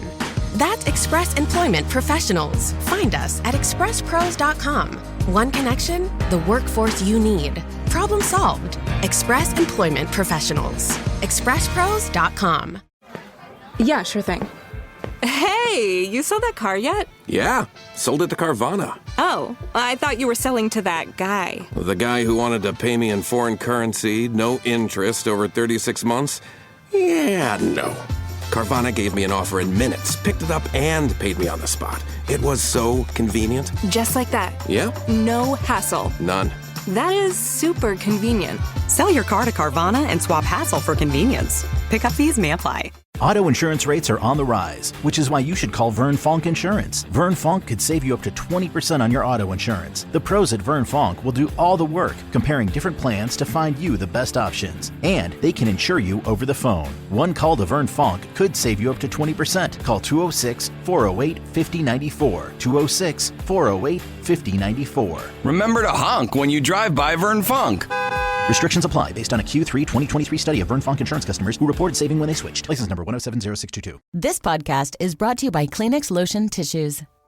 You can't predict sick days, but with Kleenex Lotion Tissues, you can be better prepared for them while helping keep your skin healthy. Whether it's a surprise sneeze or a stuffy nose, it's always good to have something gentle on hand. Kleenex Lotion Tissues moisturize to help prevent skin irritation while you're battling those unwanted cold and flu symptoms. It's extra care when you need it most. I mean, why not have one less thing to worry about when you're not feeling your best? For whatever happens next, grab Kleenex. Look, we're all human. We push-pull doors, we blow on ice cream to cool it down, and sometimes we forget to check our blind spots. That's why the 2025 Hyundai Tucson Hybrid offers class-leading advanced safety features. Like an available blind spot view monitor, which shows you a live video feed of your blind spots. Because the Tucson Hybrid is made for humans who are just that, human. Visit HyundaiUSA.com or call 562-314-4603 for details. 99.9 KISW. The men's room returns with Miles and Thrill. Head chef on the way. Ted's Meat and Potatoes has the most important recipes of the last century. Ted's Meat and Potatoes on the way at 4:30, right after the game known as Big Dummy. 206-803-ROCK, who is our next contestant. Ready to play the big game. Hello, Mike. Welcome to the men's room. Liquor and whores. Liquor and whores. Mike, sober or not sober? Hungover. I don't know how that calculates. No, that's sober. You just feel like crap from the day before, Yeah. Mike. Do you work a night job? Yeah, graveyard. Oh, that makes more That sense. makes a lot of Like, sense. damn, Yeah, man, yeah. 4 p.m.'s kind of late to be hungover. All right, Mike, our poll, what are you getting arrested for? Going on a naked rampage, a little self-love at work, sticking items in your rectum, or beating up your mom? I'm going to have to go with Naked Rampage. Naked Rampage. Okay. All right, Mike, here is your question. What late singer said, quote, Do you work a night job? what the hell? Turn down your radio. That makes sense. All right, Mike, our poll, what are you getting Hey, Mike. Going on a naked Mike. rampage. You can't hear us. Mike. Sticking items in your rectum or beating up. Mike. Hey, Mike. I'm going to have to go with... Good God almighty. Naked Rampage. Mike, you still haven't figured it out, have you, Mike? Turn down your radio. Sakes, dude, talk to us. I'll get back to Mike. He's got to wait for the delay for us to hear him to turn down his radio. Turn down the goddamn radio. There you go. Hello, Matt. Welcome to the men's room. Hola, fellas. Hola. Matt, are you sober or not sober? Well, I've been home for a little bit. I tell you what, I just guzzled a bunch of tequila a little while ago, and I'm taking down my Christmas lights. All right. Taking down Chris. That's the way to do it. About time. All right, Matt, what are you getting arrested for? Naked rampage, self-love at work, items in your rectum, or beating up your mom? That's a tough one because, my mom has passed away, so I'd have to dig her up to beat her up. And I don't really want to do that much digging. And, so I don't know. Naked rampage sounds kind of fun. I already self-pleasured at work before, and didn't get arrested for that. So I tell you what, man, I might go for naked rampage. That sounds like a good headline. Okay. That's a great headline. All right, Matt. Right. Here's your question. What late singer said, quote, "Love the life you live and live the life you love"? Was that in a lyric of one of his songs? Probably. I don't know. I'm going to go ahead and shoot my shot and say that I'm going to be one and done right here. But before I do, fellas, let me just say congratulations on 20 years. Thank you, man. On the radio out here. And I tell you what, man, you got to work hard to get fired. Apparently, you're unfireable now. You got to start doing some more crazy stuff to try to get fired. But anyway, I'll tell you what. I think that's Barbara Streisand. She's still alive, dude. She is still alive. Oh, good call. All that. Thank you for the compliment. Yeah. I'll say Prince. Nope. Let me read it again. Love the life you live and live the life you love. Bob Marley. Bob Marley, yes. Not to be confused with Jacob Marley. That's right. Good try, Steve. Oh, man. Barbara Streisand. Give me a little more of that, Bob Marley. Love the life you live the life you love. What is he doing there, Ted? Spitting what? That's just unreal. Mike, I know you can do it better. Come on. You're Bob Marley. God, no. Love the life you live. Love the life you live. Live the life you love. Love the life you live. Live the life Wouldn't you love. Bob Marley be singing it, though? He'd be like, love the life you live. Live the life you love. You're right, Matt. He probably just climbed out of the grave. He's going to bitch I slap want to every- love ya. To the beach. I want to love ya. All right. Right next to the beach. Love the life you live. Live the life you love. Oh, much better. Thank you, Ted. Mine's awful. I don't do Jamaican, except right next to the beach. You don't think you say. My accent, some of them just are a couple words. Like you've heard my Louisiana one. Yeah. Hey, dude. Sounds Jamaican. I don't know. It sounds like Bob Marley to me, man. I tell you what, it's good enough for a bad impression. I tell you what. Yeah. Hey, dude. There's three little birds. Yeah, it's like Bob Marley came up from the grave right there. People are confused. He's alive. I live in Kingston. Right. All right, Matt, here's your question. Who became the first billionaire by writing books? It's a female author. By writing books? Just writing books. That's it. Yep. You said writing, not writing, right? Writing books. Okay. I don't know. Shoot. Was Ursula K. Le Guin. J.K. Rowling, right? J.K. Rowling, yep. Who the hell is J.K. Rowling? She wrote Harry Potter. Mm-hmm. As I call him, Hey Potter. Hey, Oh, yeah, okay. Well, yeah, that makes sense. All right, your question. What is the name of the Addams family's butler? Okay, so Thing was the hand, right? Correct.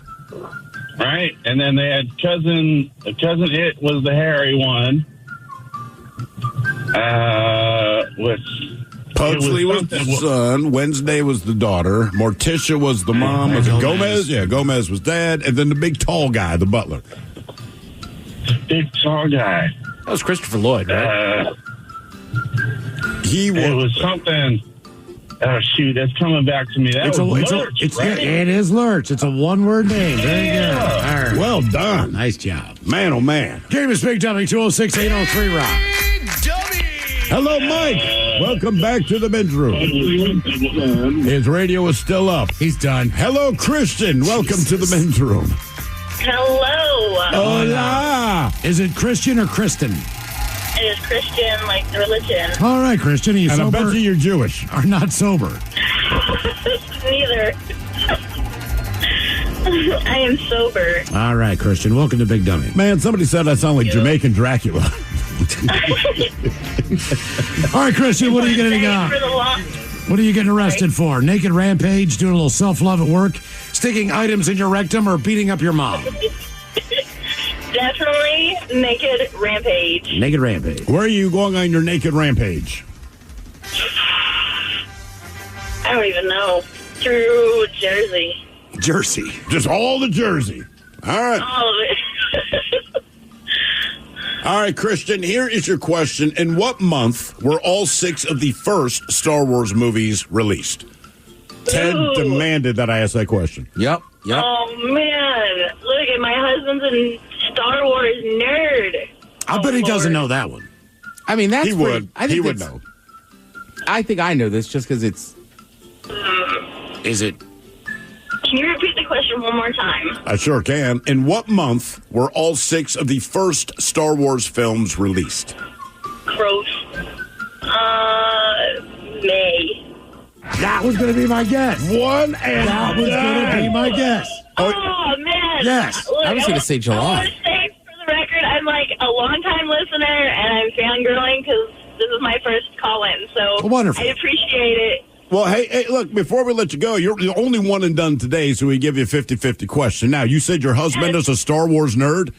Yes. Tell him that you got this answer right. One and done, he owns you a good canyon yodeling. All right. Here is your question. Is a cucumber a fruit or a vegetable? It's a vegetable.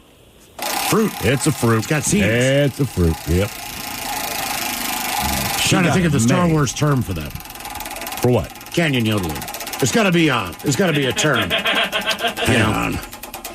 Talking to the Wookiee? Dip into the Sarlacc pit? Yeah. I don't think on that. Now it's in my head. Right. Yeah, but you're right, man. Talk to the Wookiee. Shut up and talk to the Wookiee. Demanding. Game is Big Dummy, 206-803 Rock. And you thought they spelled that on the outside. Jesus. That's a tauntaun. Those are my two. That's a good one, though. Yeah, that's what I'm saying. Somebody makes a good point. They go, May the 4th be with you. That's why I was going to guess May. There you go. I was going to guess June or July because I thought they were summer blockbusters. They were, but they always wanted to do it in May because they wanted to kick off the blockbuster season. So essentially, whatever your first summer blockbuster is, they try to do it mid to late May or Memorial Day weekend or something. And then your end of summer blockbuster, they try to do it in early September by Labor Day.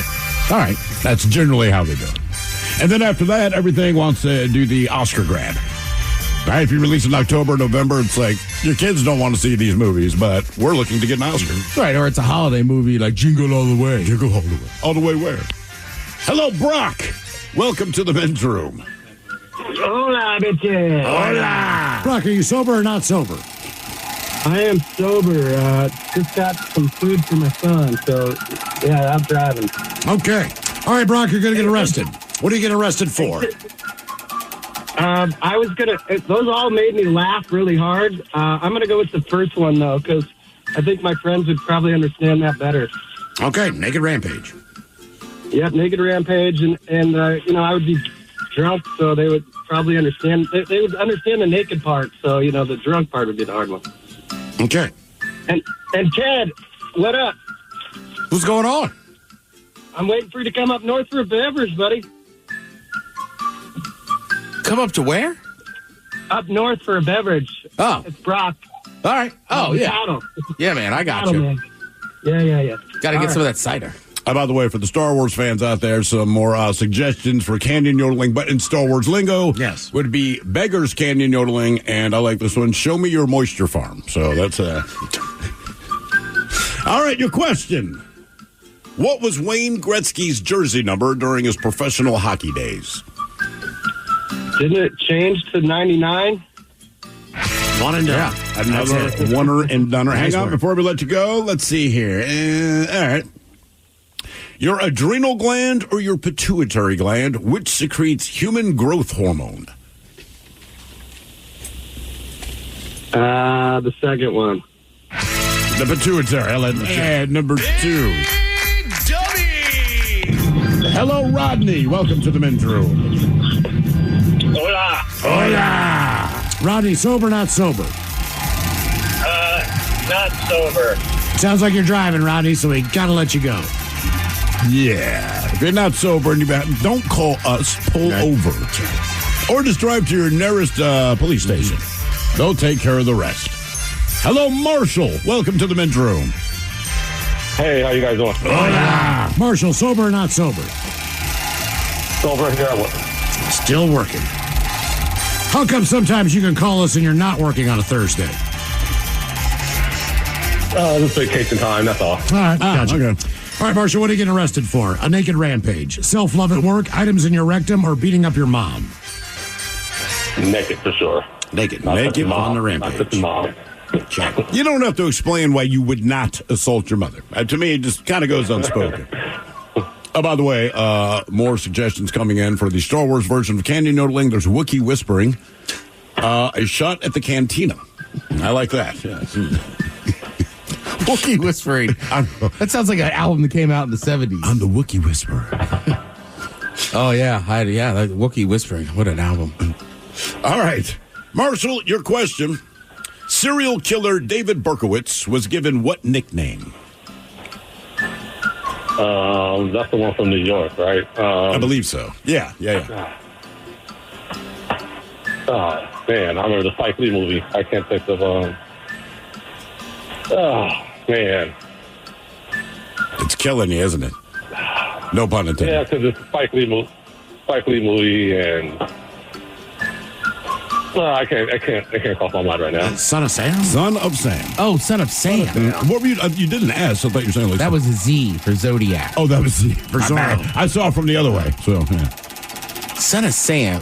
That, you know what? I've seen that movie, the Spike Lee one, right? Because isn't that where somebody's like, I think it's, they thought Reggie Jackson was the killer? Or something like that. Because he wore a 44 and the killer used a 44. I got it. What's that? For Star Wars. What do you got? Canyon Yoda-ing.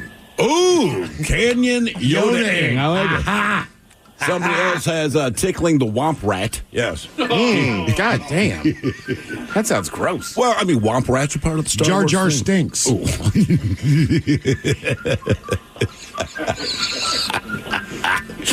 All right. Your question. The movie Goodfellas is considered a biopic about what mobster? Believe a Seattleite. And later in life. Oh, really? Mm-hmm. Oh, man, I'm a cinephile, too. I should know these questions. Jesus. Not Jesus. Ray Liotta played him. Yep. I'm hearing this. Henry Hill. You got it. There you go. There you go. Nice job. Miles, you're correct. I believe he was relocated to Redmond. He was. Oh, really? Yeah, and then he got caught selling coke. Jesus Christ. Yeah. Henry. Shocking, just like the movie. I know. Really. Hello, Kara. Welcome to the men's room. Hola, bichola. Hola. Kara, are you sober or not sober? I'm a little not sober. All right, Kara, good for you. Thanks. Okay. All right, Kara, what are you getting arrested for? Going on a naked rampage, a little self-love at work, sticking items in your rectum at a store, or beating up your mom? Only the naked rampage. I like the whole tulip thing I heard earlier. You're going to go to the That Tulip sounds Festival awesome. and go on a naked Oh, rampage. yeah, that sounds beautiful. Okay. By the way, Ted, the flowing in now. Your Star Wars alternatives, Cameron Yodeling. We have Can I Jabba Your Hut? Wookiee whistling. Can I see your Boba Fett? Sarlacc pit diving, Slobber the Hut, and Jabba Your Butt. All right. Oh, then assaulting the Death Star. All right. Oh. Death Star. Yeah. Hey, I got a Star Wars joke. What do you think a Wookiee would taste like? You know what? As much thought as I've given that, I've come up with zucchini. Don't ask me why. Grilled Wookiee. You ever had Wookiee nuggets? Delicious. All right. I think they would taste like chicken, but I think they might be a little chewy. You know what? Karen, give you that one. We'll give you that one. That was good. We'll give you that one. I did not see that one coming. That's a good one. Nice. I like that.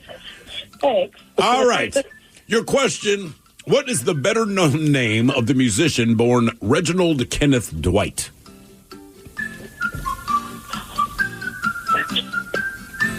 Oh, I've heard that. You said rock musician. Kind of. Yeah, kind of. Oh. I mean, technically, yes. Is he white? He is white. Yep. Even though he sounds like a preacher from Atlanta. Yeah, Reginald. Reginald. Rock.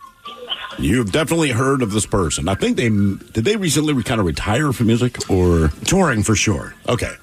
Retired from touring. You know, Had a biopic done. I know Ozzy Osbourne. Not a bad guess. Elton John? Elton John. Yeah. Elton John. Ozzy Osbourne, believe it or not, is just John I knew that. Osbourne. I just watched that movie. Is it any good? It is. It really is. Okay, all right. It's an It Elton really John is. musical. Oh. You know, because it came out on the heels different of it came out on the It's a heels lot- of Bohemian Rhapsody, so I kind of figured it'd be right. a similar thing. Only Totally different. it's a lot more Totally musical. different. But it's more beautiful and like how they portray what he's thinking when he's writing it, and so they like elaborate, so it's like a scene, like yeah, it's totally different from Bohemian Rhapsody. It's really good though. It really is. All right. All right, your question. Okay. What city hosted the 2024 Summer Olympics?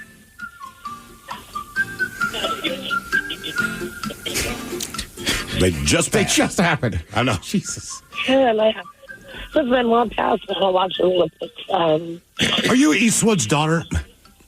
No. No. Okay. I know Eastwood. That was so far from that. Yeah.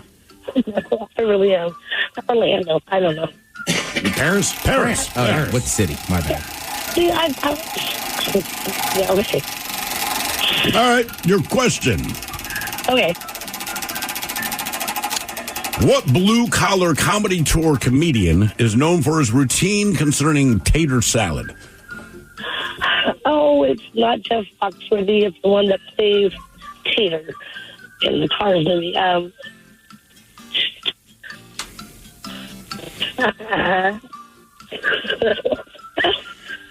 The one with overall and Well, it's not Larry the Cable Guy. It sounds like that's who you're describing.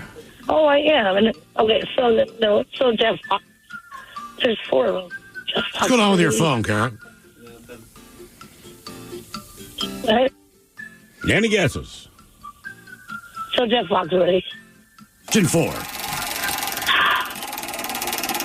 Question number 4. What singer, teeny tiny little fella, what singer's first hit song was Just the Way You Are, released in 2010?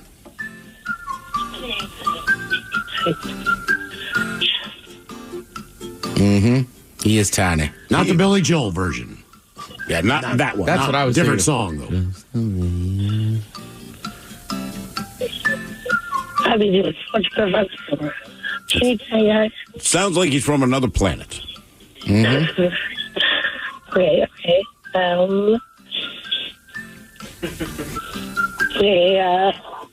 Blankety blank blank. Who? I just said blankety blank blank. No. Blankety blank blank. Bruno Mars. Bruno Mars. Question 5. Anybody ever told you you're like a human rain delay? Yeah. I'm a human what? Rain delay? There's a pacing problem. Yeah. Is this a bad thing or what? Like, come on now. I can only understand like every other word. All right, Kara, your Because I question. have half a voice. I'm sorry. What is the only country in South America that speaks Portuguese? You ask them these. This is a big country in South America. It's a large country. It also describes what some women do to their bikini line. Brazil. There you go. You know that one, the Karen. clue. Hint. Nice Wow, hint. man, oh man. I figured she needed some help, and I'm like, she's going to figure this out. All right. Yeah, Mike, I just blatantly laughed at You her. screened the call. Should we do one more? Yeah. One more. One more. Finish strong. Hello, Steve. Welcome to the men's room. Hola. Hello, Steve. Are you sober or not sober? I am at work. I'm still sober. All right, Steve. Welcome to Big Dummy. That's what I tell my bosses too. Sure. Okay, what are you getting arrested for? Naked rampage, self-love at work, items in your rectum, or beating up your mom? I'm going with items in my rectum. All right, I like you. Nice job, Steve. What do you... No. Attaboy, you, Miles. Yeah. Attaboy, Steve. Thank you. All right, Rectum Steve, here's your question. Oh, God. It's a new nickname, Rectum Steve. If you're suffering from odontalgia, what part of your body hurts? Odontalgia. I got to go with my mouth. My One and done. Yeah, you got it, man. Done. It's Nice a job. two-thing. Hey. It's a two-thing. Hold on, before we let you go, we got a 50-50 question for you. Republican or Democrat, Hubert Humphrey was the presidential nominee for which party? Ooh. Right, he gets no love. Trick question, he was a Whig. Either. What was that? I'm thinking. I think I got to go with Democrat. Got it. Okay. Got it. I mean, how would you know one way or another? Coming up, Ted's Meat and Potatoes, the most important recipes of the last century at 4:30. And we've got your emails coming up next from the men's room at KISW.com. The brand new Grand Casino and Shoreline is now open. Step into the action with Vegas-style table games like Baccarat, Heads Up Hold'em Poker, Pai Gow, Blackjack, and High Card Flush. Feeling hungry? Feast on delicious Chinese, Vietnamese, and continental dishes plus breakfast favorites. Dine in or take out. And don't miss daily happy hours from 4 p.m. to 7 p.m. and 10 p.m. to midnight. Grand Casino and Shoreline off Aurora. Open daily from 9 a.m. to 4 a.m. Visit GrandCasinoGaming.com. Welcome to the Grand Experience. Is your team at work feeling a little disconnected? Maybe the workflow's not flowing? Try Confluence by Atlassian. Confluence is the connected workspace where teams can create, organize, and deliver work like never before. In Confluence, teams can whiteboard their vision for any project, easily create or access the relevant pages and resources they need, and discover important context they might not even know they need. Plus, AI helps teams jumpstart brainstorms, organize information, and connect workflows, so teams can move efficiently and create alignment with ease. In fact, with Confluence, teams can see 5.2% average boost in productivity in 1 year. So if your team lacks confidence, try Confluence, the connected workspace where teams can do it all. Set knowledge free with Confluence. Learn more at Atlassian.com/confluence. That's ATLASSIAN.com/CONFLUENCE. Presented by T-Mobile, the official wireless partner of Odyssey Sports. With an awesome network and great savings, there's never been a better time to join T-Mobile. Visit your neighborhood store to make the switch today. College holds a mythic place in American culture. On the new Campus Files podcast, we uncover the scandals you won't hear on the campus tours. Find Campus Files on the free Odyssey app or wherever you get your podcasts. Dreaming of a 6-night getaway to paradise? Escape to the islands of Tahiti and Moorea with Air Tahiti Nui, the world's most immersive travel experience. This all-inclusive vacation package is designed to take you to a tropical haven, starting with nonstop flights from Los Angeles or Seattle to Tahiti. From the vibrant cabins to the warmth of our Polynesian crew, you will be transported to Tahiti from the moment you step on board. Your package includes luxurious hotel stays, ensuring that your experience is as comfortable as it is enchanting. Start each day with a delicious Polynesian breakfast, enjoy exciting excursions that showcase the beauty and culture of the islands, and take advantage of convenient transfers that make your trip seamless from start to finish. All of this begins at just $26.95 per person. Whether you're looking to explore crystal clear waters, unwind on pristine beaches, or immerse yourself in rich Polynesian culture, Tahiti and Moorea offer endless possibilities for both adventure and relaxation. Call 1-877-468-2448 now to book your Tahiti and Moorea escape. Lovers wants to know, ever forget Valentine's Day in the past? Need to make up for it? Do it and them right this time with the perfect pleasure present from Lovers stores. Whether you're looking for spicy toys, alluring lingerie, or exciting accessories, Lovers has it all. Save 20% when you mention unforgettable at one of our 18 Western Washington locations. Offer valid with free Lovers Afterglow Rewards membership until February 28th. Some exclusions apply. What's up? It's your boy, the Ted Smith. When that pipe starts to trickle and you're in a real pickle, call Pinky. When that burst pipe starts to smell right, call Pinky. When your water heater's shot and it won't get hot, call Pinky. When you get home to a flood, call your best bud. Pinky's Plumbing to the rescue. No job is too big or too small. Pinky's does it all. So when your plumbing backs up and things get stinky, call Pinky's. Pinky'sPlumbing.com.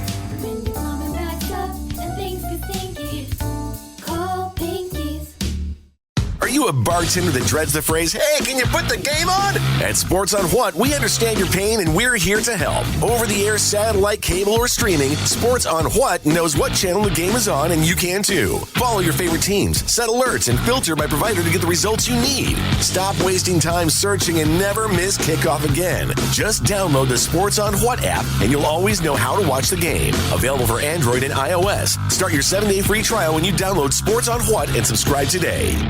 The debauchery rolls on. You're listening to The Men's Room with Miles and Thrill. 99.9 KISW. 2 weeks from today, we party. Black Raven Brewing, here we come once again. We are on our way to Woodinville. The new beer is out, the Men's Room 20th Anniversary Lager. And we are having a launch party for the brand new beer as we broadcast live from 2 till 6, absolutely free. If you're not getting a chance to try the new beer yet, you're a fool. This is your chance to get it on draft at Black Raven, and you will be part of the live studio audience. Again, it's absolutely free. We're going to do a little drinking and do our show live 2 until 6. Again, that is Friday, February the 7th. Hope to see you up in Woodinville. Yeah, you'll be part of the show, man. Men's Room 20th Anniversary Lager launch party. In fact, I want you to be so much part of the show. I'm just going to shut the hell up and watch. You're not going to do the show? No, they're going to be part of the show. Just let them do it, man. We'll have a guest thrill every break. Yes, a guest thrill. I'll try to imitate you like you've been trying to imitate Bob Marley all day. Guest thrills will be hard to pull off in Woodville. I think so. I'm going to have to recruit. I do. Okay, all right. Head Chef's coming up with Ted's Meat and Potatoes at 4:30, but first time for a few emails from the Men's Room at KISW.com. You've got mail. You've got mail. All of Jones, please wish a happy 3rd birthday to our son Lincoln with a K. Give him a little kid face sandwich and some green beans. Thanks, guys. That from his parents, Brad and Kylie. Fish challenge. Green bean. What? Green bean. Okay. Green bean. Yeah. Green bean. Hi there, gentlemen. Want to wish our daughter, Adriana, a very happy 10th birthday. Amazing little person. She's been drumming for a couple of years now and loves every minute of it. Do you? So can she please have Mickey and Goofy telling her their views on frogs and a happy Chinooka? That from her dad, mom, and her 3 sisters. Happy Chinooka. Well, gosh, this story is hard to come up with one single opinion on frogs. I mean, after all, there's Kermit the Frog. He and I go way back. We were drinking buddies when we were roommates in college. Then there's the old Budweiser frogs. Boy, they went on to do some bad things after their commercials ended. Huh? Yeah. Also, don't forget, we've had a frog on our team for a long time. Actually, now that I think about it, he's a cricket. But they're both green. Jesus. Jiminy. Sweet corn nuggets. No, that's the thing about it. Oh, mixed her. It's like, what is that? Mixed that one up. What is the Disney frog? I think about it. He's a cricket. Maybe the one in New Orleans. What was that one called? What the Princess and the Frog? Yeah. All right, well, there you go. What was his name? I could probably buy that frog from the WB. Oh no, that's the one that's showing up in Woodinville. Hello, my darling. Hello, baby. It's a CW. Hello, my ragtime girl. WB. That was a great Chappelle skit, too. I don't know if I remember that. Oh, you don't remember that He's just on stage riffing about that frog. Just said he feels racist. Yeah. Hello, everybody. Chicken. Yeah, that's all he had to say. Jesus. Hello, guys. Today is my 33rd trip around the sun. Hard, Mike. For my birthday, I would like the following. First of all, can the captain discuss the time he invited a bunch of women onto the SS Guppy and then it turned into one giant catfight? Then can everyone, Mike included, talk all over each other about beanbag chairs? That from Paul, your loyal blind listener from Appleton, Wisconsin. Ooh. Well, ahoy there and Happy New Year to you landlubbers. When you say that time I invited a bunch of women onto the SS Guppy, you need to be a little more specific. But I will tell you, the first time I did it, I remember I was real excited for the lady from the Lando Lakes to come up and show me what she's got. Turns out she has a penis and her name is Chico. Nobody knew until that moment, but that didn't stop the fun, and I think you misunderstood what I meant when I said a cat fight. I said a kitty fight. Two different things. Crunchberries. Oh, let's see. Beanbag chair. You got to get that W Frog involved. I used to have beanbag chairs. Oh, beanbag chairs, man. Now they have you know what I call that? That's my wife sits on my lap. It is just that simple, man. My kid has a big one. I can't sit on the goddamn thing and get out of it. It's a problem. Those giant ones broken, just all the beans everywhere. Those giant ones are great. Dude, my daughter had one, she, I don't know, like 3-4 years ago for her birthday. It was about a third of her bedroom, right? So now she upgraded because she's a teenager, wants to change things around. So she wanted to get rid of the beanbag chair. My son looked at me and was like, over my dead body.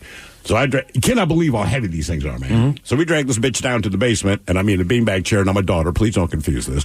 Got the beanbag chair down to the basement, and that is his go-to video game. Oh, man. They're great. And he's like, dude, sit on it. It's comfortable. It's super comfortable. Then I'm like, I need you to get up. He said, why? I said, because I need your hand to help pull my old ass out of this thing. Yep. It is first apartment I ever had. We had a beanbag chair that my buddy brought from home that was his. Yeah. And then we had an inflatable like Coors Light chair. Nice. Both of those you were living. Both of those were destroyed within a month. Oh, in a month? Those were basically I'm serious, our living room furniture. Dude, I had a buddy. We had a spool as a coffee table. We had that for a while. That's handy. I had a buddy that had like a 4-bedroom house. But he would, if it was like a week where he didn't have his daughter, we'd go over there and party and stuff. But he had one of those giant bean bags, and me and my buddy, it'd be like a fight to see who got to sleep in the bean bag. Mm-hmm. All right, guys, here you go. Happy, happy, happy birthday. Happy, happy, happy birthday. Happy, happy, happy birthday to you, to you, to you. Jaws, a dirty German, is brought to you by Men's Room Original Sausage, available through Uli's world famous. Hello, my bitches. Hello, my darling. And other hello, my bitchy girl. Schweinefleisch. Time to open wide and sample Ted's meat and potatoes. Now, here's your host, head chef of the Men's Room, the Ted Nugent. Head chef of the house. Thank you, folks. Thank you. So the folks over at Slate, they put together a list of what they consider 25 most important recipes of the past century. The ones that changed it all in American cooking. All right. Now, I just have the top 5 here. Top 5. Miles had mentioned it earlier, but it is the Caesar salad. Made by Caesar Cardini, 1964. I'm glad his name was Caesar, because I'm just saying, like, if you had invented it and they called it the Ted salad, it doesn't have the same effect. Do you think you sprinkle the Parmesan the on Miles like this? salad, the Steve salad? Like, well, in Mexico, they do it the traditional way, where you take the whole romaine leaf, and you use that. I kind of like cutting into that. I think that's a better Caesar salad. It is a better Caesar salad. But I like it. Like, now you can buy bag salads, and it's like really thin lettuce. Mm-hmm. I'm a shredded lettuce guy through and through. Have you had a Caesar salad made with the actual anchovies in the dressing? Yeah. But he was an Italian American.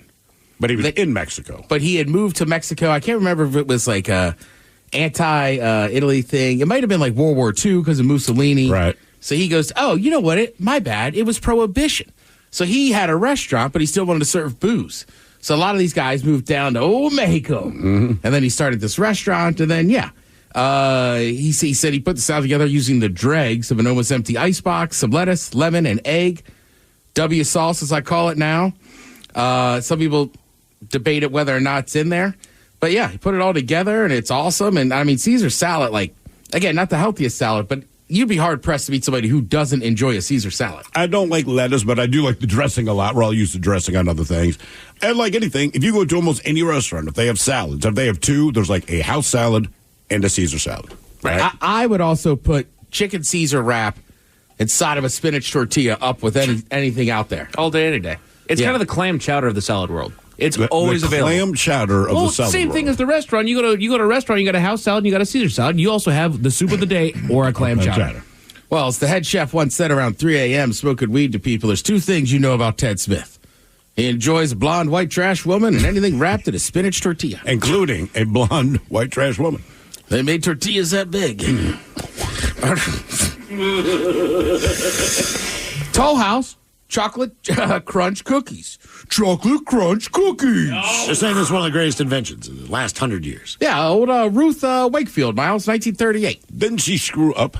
Texas said in earlier, like she was trying to make chocolate cookies, ran out of cocoa powder, whatever, used chocolate bits. They ended up not melting the way she thought, and she had a chocolate chip cookie. Correct. No one before her had ever mixed butter cookie with a chocolate cookie. What were they doing? They both just existed separately. But she mixed them together, and then she worked at the Toll House Inn. Uh-huh. Oh. Okay. Yeah. Okay. Also, Otis Spunkmeyer is not a real human. Why would you pick that name if it's not a real person? It's like Orville Redenbacher, right? When he did his commercial, he's like, "Hi, I'm Orville Redenbacher." I'm like, I believe you because no one would lie and say he was a sperm donor. So I would just assume Otis Spunkmeyer had to be a real person. Like, who said, you know what's going to sell food? Otis Spunkmeyer. I'm telling you, that's the name people want to hear. It's so salty. Yeah, it says, I want this in my mouth. I mean, look, I'm in the wrong. It worked. That would not have been the name I picked. They call it the green bean bake, but it's a green bean casserole as we know it. This makes the list, too. Yeah. This woman, she invented it. She was a supervisor in research development at Campbell's Soup Company, which wanted to make a quick, easy recipe using the cream of mushroom soup. The resulting casserole became a holiday staple for years, and the Campbells began printing the recipe on the soup cans. It's a great story. That one was on how foods have built America. It wasn't like they just weren't selling the cream of mushroom soup? Correct. So make it an ingredient, not the meal. Basically, she's working in the kitchen. I think she was like a mom and like a wife. And they were like tasked her with like, what else can we use our soup for that people would like? And she mixed up a bunch of different stuff. But that green bean casserole, they're like, ooh, we have something here. Yeah. It's kind of like yeast. Just wasn't selling well. Why don't we make bread? It's kind of like the French onion soup packet. It doesn't really get made in soup. French onion soup, right. I know. We talked about that last week. I can't tell you the last time. I don't know that I've ever had a bowl of French onion soup. I've certainly never made it at home. It's always just onion soup mix and sour cream. Yep. And that's it. Saw a good picture today of somebody dragging a ruffled chip through dip, and it said, "Got to get back to my Zen garden." Waffles and fried chicken. Okay. Nice. This guy's name's unreal. Verminant Smart Grobasator? I don't know, 1970. Somebody said, whatever we do, do not use his name. Yeah, the actor, radio personality, anthropologist, food writer offered a simple recipe for waffles, assumed the reader already knew how to get fried chicken, and embedded the food deep within it, created a cultural icon. To me, I always thought Roscoe's Chicken and Waffles in L.A. got credit for it. You see it a lot in soul food menus, but I still feel like... If it's on the menu, do you order it? I love chicken and waffles. Okay. I'm not sure that I've ever had it. We actually made it at home not that long, a couple of months ago. Yeah. I will say this. Traditionally, it used to be like a two-piece chicken. Yeah. Bones involved in the waffles. But a lot of places you go now, probably not as soulful as some other places. It's usually fried chicken strips. Yeah, it's strips. That seems like a proper way to say that. All right. And then the good old-fashioned pancake. That was basically people have been using them forever. I said this. I made pancakes over Christmas. I don't know that I've ever made them as an adult. Shout out to Dolly Parton. I use her mix. Huh. It is so simple. It's dead easy. I mean, they start bubbling up. You flip them. That's it. This is mind-blowing. It is. I'm just not a big pancake eater. And somebody's like, can we have pancakes? I said, I'll whip up some pancakes. I don't give a damn. And I was just like, man, I get why so many, it's like the stereotype of the single dad, makes pancakes or whatever. Because they're a hit and they're easy, right? So you end up being a hero, and it's like, I kind of did nothing. But the kids are happy. Plus, if you make a Mickey Mouse one next time. If you have, if there's little ones around, like for somebody's house. I did Venus de Milo. Also, you can make a snowman one. Bigger bottom, middle. Well, I made a bunch of them. There was some left over, and then there was some sausage links. So I basically just made like a little hot dog. Okay. Oh, no. I would say, as far as probably the most important food, I would think ever, right? And not just the last 100 years, I would say pasta. As far as things go, because you can make 10 million different things with it, whether you put it in soup, whether you just put sauce on it, if you're my daughter, just eat it buttered, whatever the case. And remember, so like Italy's known for pasta, it came from China. Correct. They were not eating. So Marco Polo went to China and came back. Think about that, man. They're eating seafood. They're eating a lot of vegetables. They're more on a Mediterranean tip, right, in Italy. He comes back with pasta. They basically took it over, and that's what everyone thinks. But, like, China came up with that, man. And as far as just a versatile food that pretty much anyone can eat, unless you have some weird dietary restriction, I would say pasta. Yeah, I'd say General Tso's chicken. Well, spaghetti and meatballs also super simple to make. Yep. Cheap, easy to. I mean, I remember. That's the thing. Pasta stays cheap, right? Like when you're a Catholic growing up, like the church, like it seemed like once a month or whatever, you'd have spaghetti feeds or this or that. $5. Yeah, exactly. Right. And they just scoop out all that spaghetti and everything. So you get it. And then also, I mean, Chef Boyardee. My God, man. Yeah. Who was a presidential chef? I don't think about that. Everyone makes fun of his food. Like homeboy cooked for presidents. Yeah, and his name was Chef Boyardee. You think they're taking Franco-American based on his name. Yeah. Franco-American, I mean, they had SpaghettiOs, but to me, their sauce was always so runny. Yeah. And it seems odd to be talking about sauces when they come out of a can. I know, but still. Correct. I'm with you. I think that's an important one. And then whether or not we still eat them and everything, but I'm telling you, the guy that invented Hot Pockets, he was the first, him and his buddy, they're the first two to figure out a way to like cook stuff in a microwave and it stays without screwing up the bread and everything. So it's kind of like the first microwave-specific food that's introduced to the market? Correct. And then they take that technology of that little silver lining. Yeah. And that's what you got, like, remember like the Mama Celeste personal pizzas? Yep. You'd put it on that. So basically, microwave foods kind of came along as these guys that invented the Hot Pocket and the way, again, so the bread wouldn't be rock hard or this or that. My question is, did they work for a food company or did they work for like a microwave manufacturer? Because a lot of times, you create a microwave and you go, guys, that's a great idea, but no matter what food you put in there, to your point, the consistency changes. You guys know they took that away from the Hot Pocket. What's that? No longer part of the cooking process. What's that? The little silver. You don't put it in the tray. sleeve? No, they don't. It's not included in the packaging anymore. They figured out a way to do it without that thing. Huh, I did not know that. Yeah. But I also don't think I've had a Hot Pocket in probably 12 or 13 years. I've got to give it up to the Uncrustable guy, too. Yeah, that dude. I mean, look, and I'm a peanut butter and jelly purist.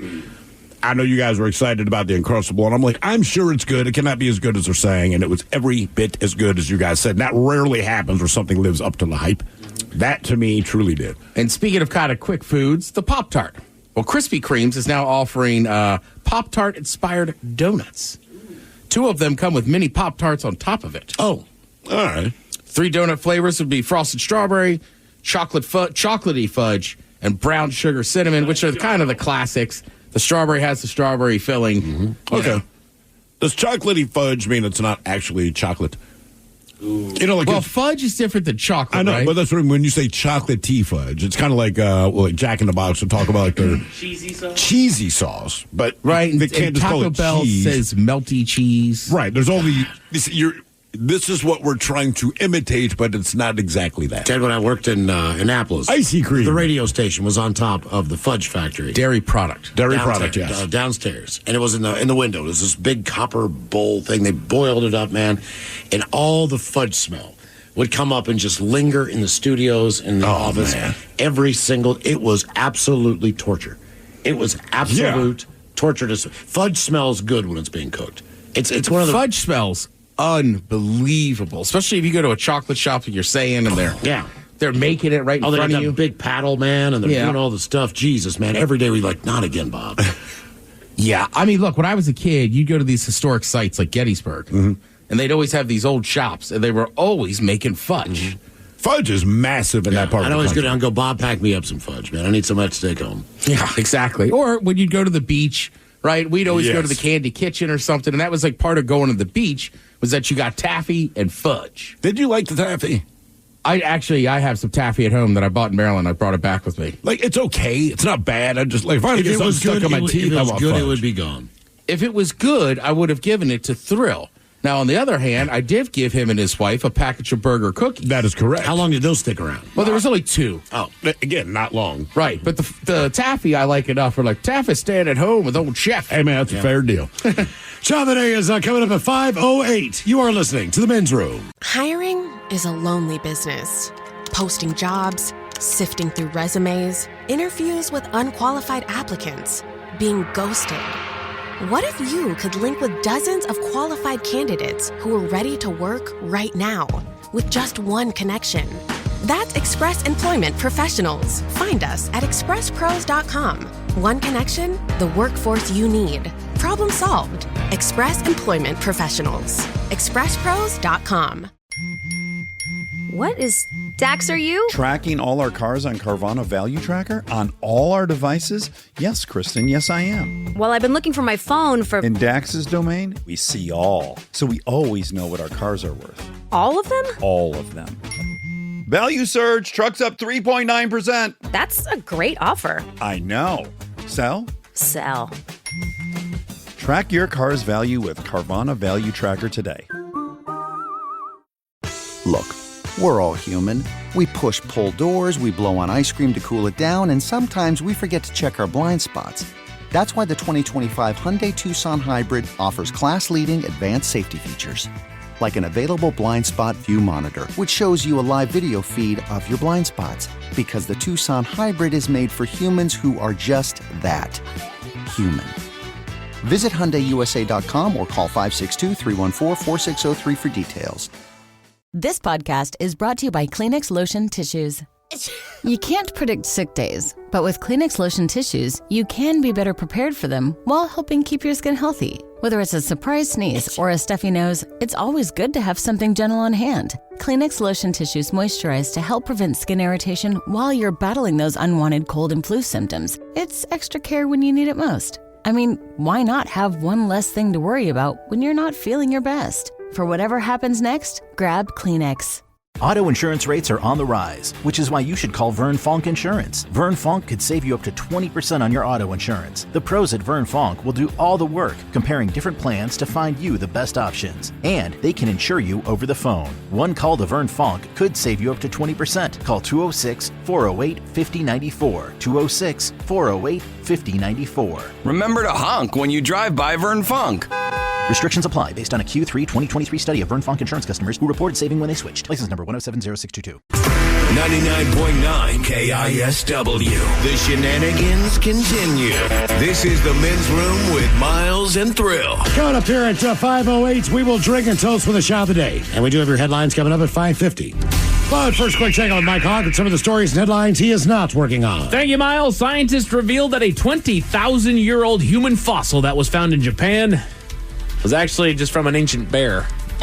What is it about this bear that they got confused with a human being? So they thought that what they had found was a human femur that was that old, right? And then they actually started doing a little bit more research on it, a little bit more in-depth look into it, and turned out, no, this is the forearm of a bear. Well, I'm glad they continued to do the research. That's what, look at the bone. That's a femur. All right. Right. Is that the one where they said this human likely died from a broken femur?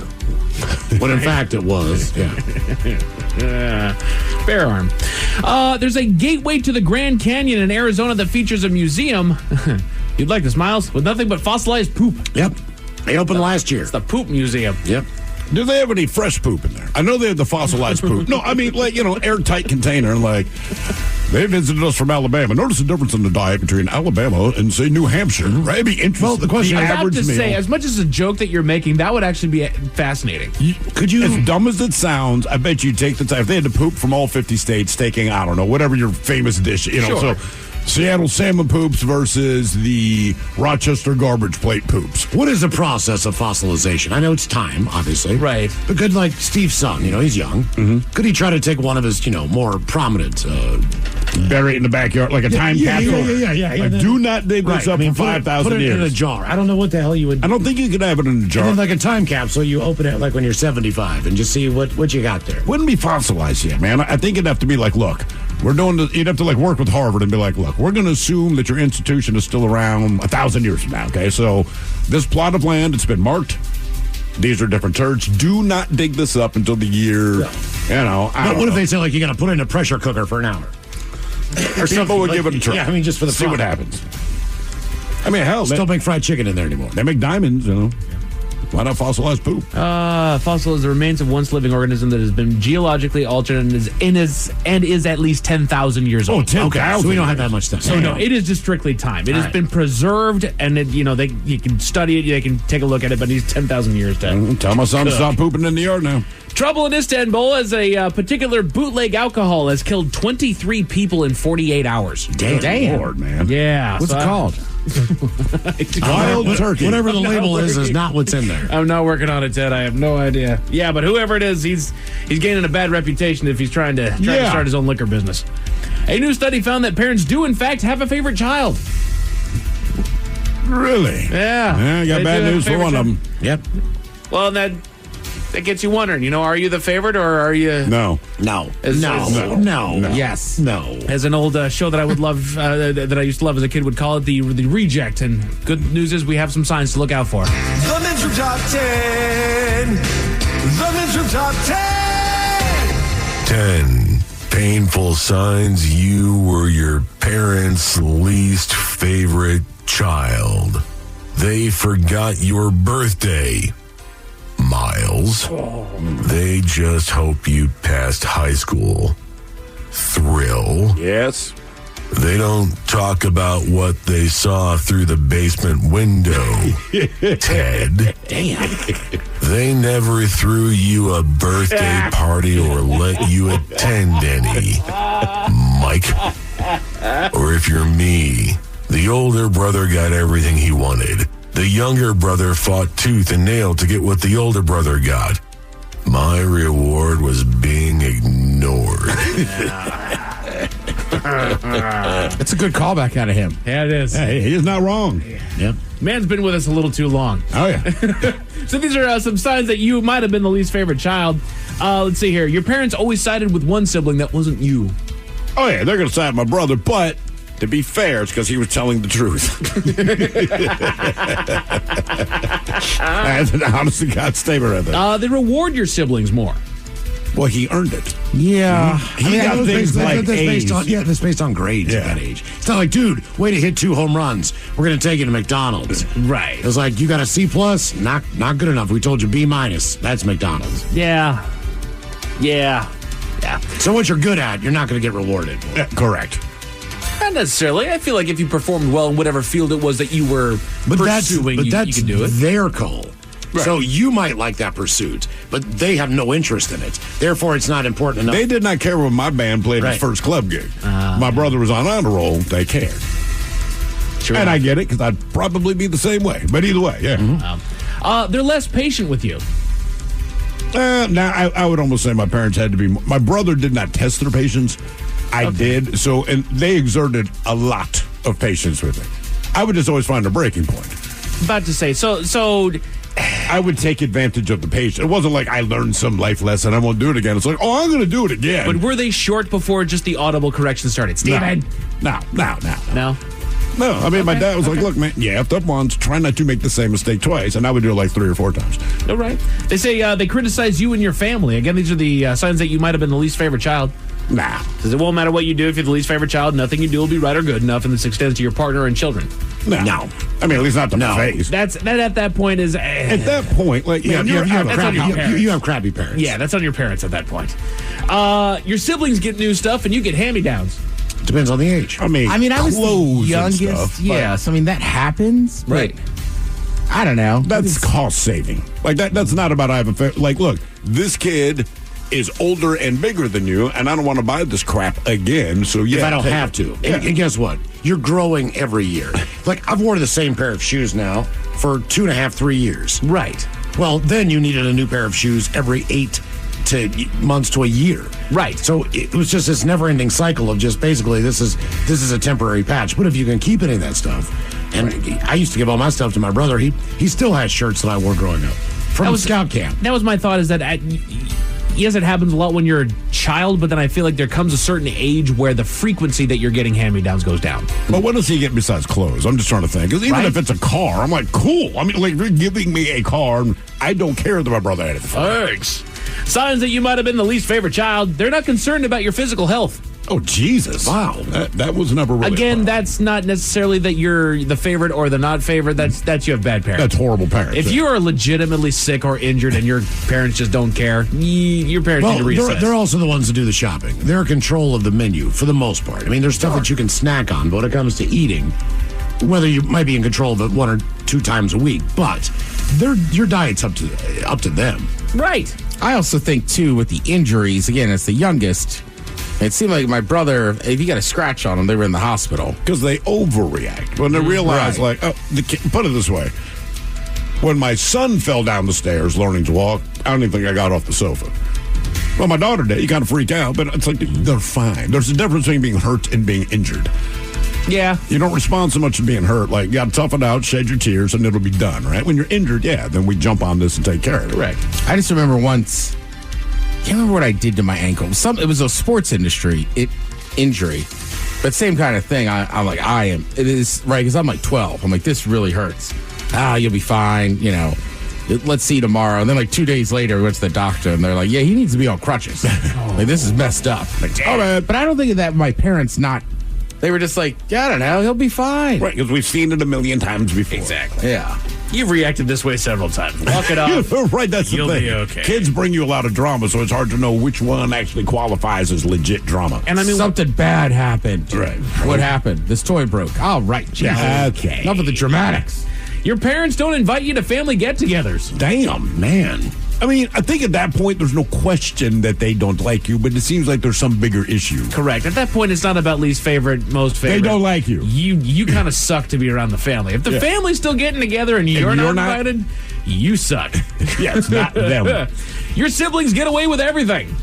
And there's the difference, is when your siblings get away with stuff, okay? When it comes to your brother, I feel like your brother didn't need to get away with things because he just didn't do anything. He didn't do anything. And like on the 2 occasions that I can recall from childhood where he quote-unquote did anything, he almost got in worse trouble than me because it's just not expected. Sure. I mean, like they came down real hard on him where I was kind of always in trouble, just kind of a sliding scale. So it's just like, come on, man. Like, we're tired of talking to your stupid ass. We don't expect a lot, but can you not be that dumb? Or my brother, they're like that. What are you doing? I know. You're not your dumbass brother. That sucks. Also, sometimes you just have a sibling, my sister, who was just bad at it. Right. Oh, my God. Like, she got in a lot of trouble because it's like, dude, you're not even, like, trying to sneak around or... Right. You know what I mean? Like, when a high schooler walks out of a house on a Saturday evening with a backpack that's clearly that's so full. Like, I remember my mom just like grabbing the backpack and walking her back in, like, what is in this? And it's obviously cans of beer. And that's almost more upsetting. I'd almost rather find out something after the fact, like, hey, your son snuck into the house with beer. Like, okay, you weren't so stupid that I caught your ass before you left. At least tells me you're trying. Right. That says respect. That's like having because you recognize that if I find out you're in trouble, so you have the respect for me to try to hide it from me. That's like having a Coke bottle with vodka in it. Yeah. Miles. That's right. Yeah. Or smoking weed in your bedroom. Right. Like, come on, man. Oh, jeez. Go in the bathroom where the exhaust fan is. Yes. Go out back. I mean, there's lots of options. But it's like, you're doing again, right. My sister just was so bad at it. But like, we had a couple bedrooms. She had the middle bedroom. Like, you could walk to the bathroom. You could walk to any room without walking by it. Why are you being so hard on me? Yeah. Because you're stupid. What are you doing in there, Cheech? Cheech. Signs you might have been the least favorite child. They're always comparing you to your siblings. No, I never had that. I feel bad because I was the one that was compared to. Really? Yeah. Yeah, and even with my kids now, man, it's like, that's just something I will never do. The thing is, my memory recall was really good, especially in school, and so I did very, very well in school. I always came back with A's. I was like, my dad's biggest... You the oldest? No, middle child. Okay. I came back, and I remember I had a conversation with my dad one time, and his words were, why is this an A minus? Like, that's the kind of school kid that I was. My brother got that, man. I remember it was English class, and he was always, he finished second in his class in high school. Mm-hmm. Lost everything to Julie Chen. I remember. It didn't matter what class it was. The top grade was Julie Chen, right behind her, Adrian Hill. But anyway, he came home. This was high school. It was all A's. He had 1 C. And they weren't like yelling, but they talked to him about it for like an hour. Right. I came home one time. Everything on my report card was a C, and it's like, we're going to Red Lobster. Right. Right. There are no D's. There's no F's. Shrimp days. Yeah. All you can eat. They spend more quality time with your sibling. I don't know. I mean, what's quality time? Yeah, I guess that depends on how quality the time is. Right. Both of us just kind of want to be left our own devices. Well, and it kind of depends on what you have in common with your parent at that goes a long quality way. time. That's your parent extending beyond parent and becoming friend, and then that's a mutual relationship of you guys figuring out what it is that you two have in common with each other, and do you actually like spending time with each other? Yeah. And also, I think it depends on what kids are doing what, right? Like I said, when I was a kid, I would play like 3 different baseball leagues. So, like, my parents didn't come to every game, but like my sister just wasn't good at sports. She played like 1 year or 2 years or something. And they would go to every single one because it's like they know it's fleeting time. Correct. Right. You have rules, but your siblings don't. Again, these are signs that you might have been the least favorite child. Well, it depends on what you've done. Rules are different from different people. Right. It's kind of like, look, we all walk through this country with the same rules, and then you might get restrictions. Correct. Right? Because of things that you have done. Like, okay, well, you can't do this, but everyone else still can. Steve doesn't drink tequila. Right. There's a reason for that. Yeah, I don't know why I have to wear glasses when I drive. It's like, well, exactly. obviously because you need to see. Right, you can't see. You know, they don't. Your parents spend more on your siblings. If they do, they wouldn't tell you. Right. And not being a parent, that is one thing I've seen from the outside looking in as I grow older, is like trying to make sure that those receipts add up for all your kids to the equal, at least to a balanced amount. That would be rough. My wife panicked about that, like at Christmas. So we spent so much more money on the boy than the daughter. I said, but they both got what they asked for. Right. The difference is he plays video games. He wants more expensive stuff. She wants to draw. Right. So, I mean, she wants paint, she wants pens, she wants papers. And I'm like, that's reasonably cheap. She got a ton of stuff. It did not cost much. My son got 6 things. And I'm like, he wants a replica NFL jersey. Right. Like, that cost as much as everything that we did. So I was like, it ain't about the money. It's about what it is they like. Who'd he get? He got Derrick Henry? No. He wanted because Justice Hill? He didn't want Derrick Henry. He loves Derrick Henry, but he knows it's only a 2-year contract. So he's like, come on, man. So he got Rashad Bateman and he got Zay Flowers. Oh. Attaboy. And he already has a Mark Andrews. And I've got Lamar Jackson. So basically, he's got the entire receiving corps. That guy, he loves it. Is Isaiah Likely coming? Seems natural. It might, dude. He's really starting to like Isaiah Likely. You guys should get a Hill jersey. Oh, Justice Hill? Yeah. He doesn't play enough. When he does play, he does good things, but he's just not there. But your son will always be a Hill. I know this. Signs that you might have been the least favorite child. You had to look after your siblings. That was just part of it. Being an older child, yeah. Right. It just became I was the babysitter. Yeah. And after. Hey, they were gone. I could take care of my brother and my sister. I didn't care. If the parents are going to leave the house, like, game on. They're bringing a pizza home. I mean, all I got to do is make sure that they get their pajamas on, get in the bathtub, whatever. Okay. Same crap they do every day. All right. And then this is. I'm with you, Miles. If my brother was left to babysit us, it was almost guaranteed. Somebody would buy a pizza and then be like, all right, Chris is in charge. Great. Cool. Watch what we want on television, the whole deal. Yeah. And then this is the number one sign that you might have been the least favorite child in your family. It's when you had to do all the household chores. Oh, no. We got that split equally. I was the oldest, so. Oh, yeah? I'm cutting grass. All the things that, I'm 7 years, 8 years difference on my brother. I had to help Dad out all the time because I was the only dude in the family, so I had to do all the yard work. I had to do all the house. Shovel snow, rake the leaves. Fixing stuff in the house, go to the attic. Bringing in My brother firewood. initially had it worse than me because he's 5 years older, right? So, I mean, when he's 12, I'm 7. Like, there are certain things he can do that I can't. Sure. But also, he moved out 5 years before I did, and, that torch got passed real quick. Yeah, right? Real quick. A flight taking off from O'Hara to make an immediate emergency landing after takeoff, but it was not a bird that caused the stir there, Miles. What was the problem? Tell you all about it at 5:50. Thank you, sir. Headlines are coming up at 5:50. In the meantime, have we made it to drinking time? Somebody out there deserves to be recognized. And the men's room knows just who it is. So to you, we say, bottoms up, sailor. You're the toast of our shot of the day. Drink time it is, and as usual, we head to the drink desk. And Steve at Thrill Hill to find out who we're toasting. Yes, indeed. And today's shot is brought to you by our friends at Black Raven Brewery, the brewers of Men's Room IPA, and this year, the 20th anniversary Men's Room Lager. And today, we toast last month's graduates from UC Berkeley, namely one in particular, one Adrian Marquez Jr., and not for any reason other than it really sounded like the person announcing the student had a serious problem with him. I'm going to play the audio, and you're going to wonder, why would you say this to this guy? Adrian Marquez Jr. UA Frank Guan. Yeah, listen again, Ted. All right, What? so, right, this is the graduation, all right? And Adrian Marquez Jr., he's walking across the stage, and then you listen to the woman announcing him, and it gets a little bit worse. Adrian Marquez Jr. UA That was the Frank second person. Guan. That was the third person. Just so you know.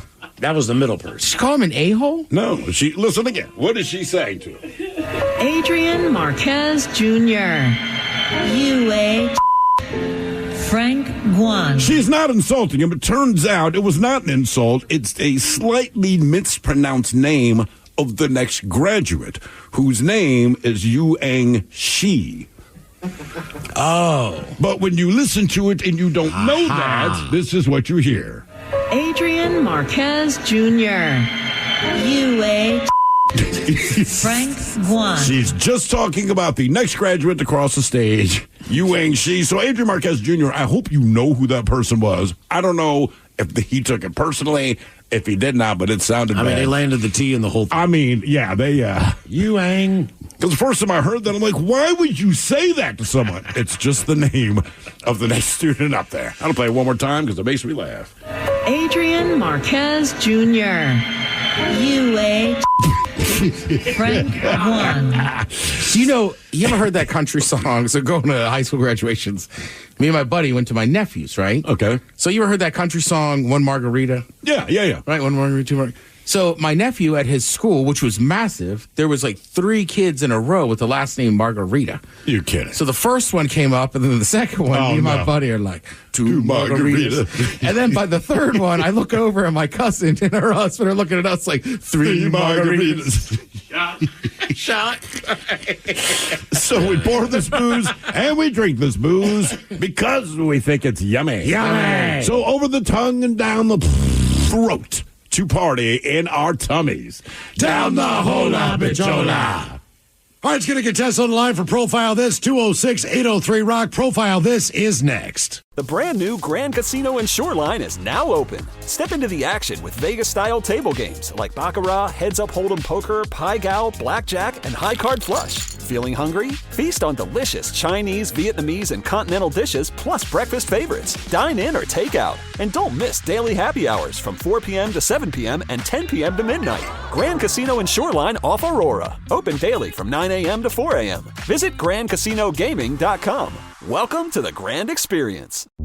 Is your team at work feeling a little disconnected? Maybe the workflow's not flowing? Try Confluence by Atlassian. Confluence is the connected workspace where teams can create, organize, and deliver work like never before. In Confluence, teams can whiteboard their vision for any project, easily create or access the relevant pages and resources they need, and discover important context they might not even know they need. Plus, AI helps teams jumpstart brainstorms, organize information, and connect workflows, so teams can move efficiently and create alignment with ease. In fact, with Confluence, teams can see 5.2% average boost in productivity in 1 year. So if your team lacks confidence, try Confluence, the connected workspace where teams can do it all. Set knowledge free with Confluence. Learn more at Atlassian.com/confluence. That's Atlassian.com/CONFLUENCE. Presented by T-Mobile, the official wireless partner of Odyssey Sports. With an awesome network and great savings, there's never been a better time to join T-Mobile. Visit your neighborhood store to make the switch today. Every week on the Moth Podcast, we share stories that are funny, strange, heartbreaking, and above all, true. I myself have been married for 56 years. Unfortunately, to 4 different women. It turns out the people I was looking for all my life is what you people would call nerds. Follow and listen to The Moth on the free Odyssey app or wherever you get your podcasts. Dreaming of a 6-night getaway to paradise? Escape to the islands of Tahiti and Moorea with Air Tahiti Nui, the world's most immersive travel experience. This all-inclusive vacation package is designed to take you to a tropical haven, starting with non-stop flights from Los Angeles or Seattle to Tahiti. From the vibrant cabins to the warmth of our Polynesian crew, you will be transported to Tahiti from the moment you step on board. Your package includes luxurious hotel stays, ensuring that your experience is as comfortable as it is enchanting. Start each day with a delicious Polynesian breakfast, enjoy exciting excursions that showcase the beauty and culture of the islands, and take advantage of convenient transfers that make your trip seamless from start to finish. all of this begins at just $26.95 per person. Whether you're looking to explore crystal clear waters, unwind on pristine beaches, or immerse yourself in rich Polynesian culture, Tahiti and Moorea offer endless possibilities for both adventure and relaxation. Call 1-877-468-2448 now to book your Tahiti and Moorea escape. Lovers wants to know, ever forget Valentine's Day in the past? Need to make up for it?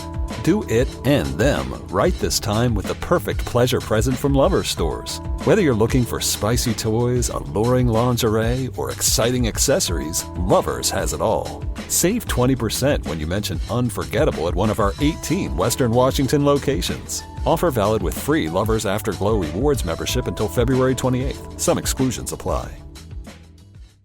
What's up? It's your boy, the Ted Smith. Slow drain being a pain? Call Pinky. That pipe's being a little leaky? Call Pinky. When the toilet won't flush and you're in a rush? Call Pinky. When your shower lost all its spray power? Call Pinky. When your sink's on the blink? Call Pinky. Pinky's Plumbing promises to lick all your plumbing problems quick. So when your plumbing backs up and things get stinky, call Pinky's. Pinky'sPlumbing.com.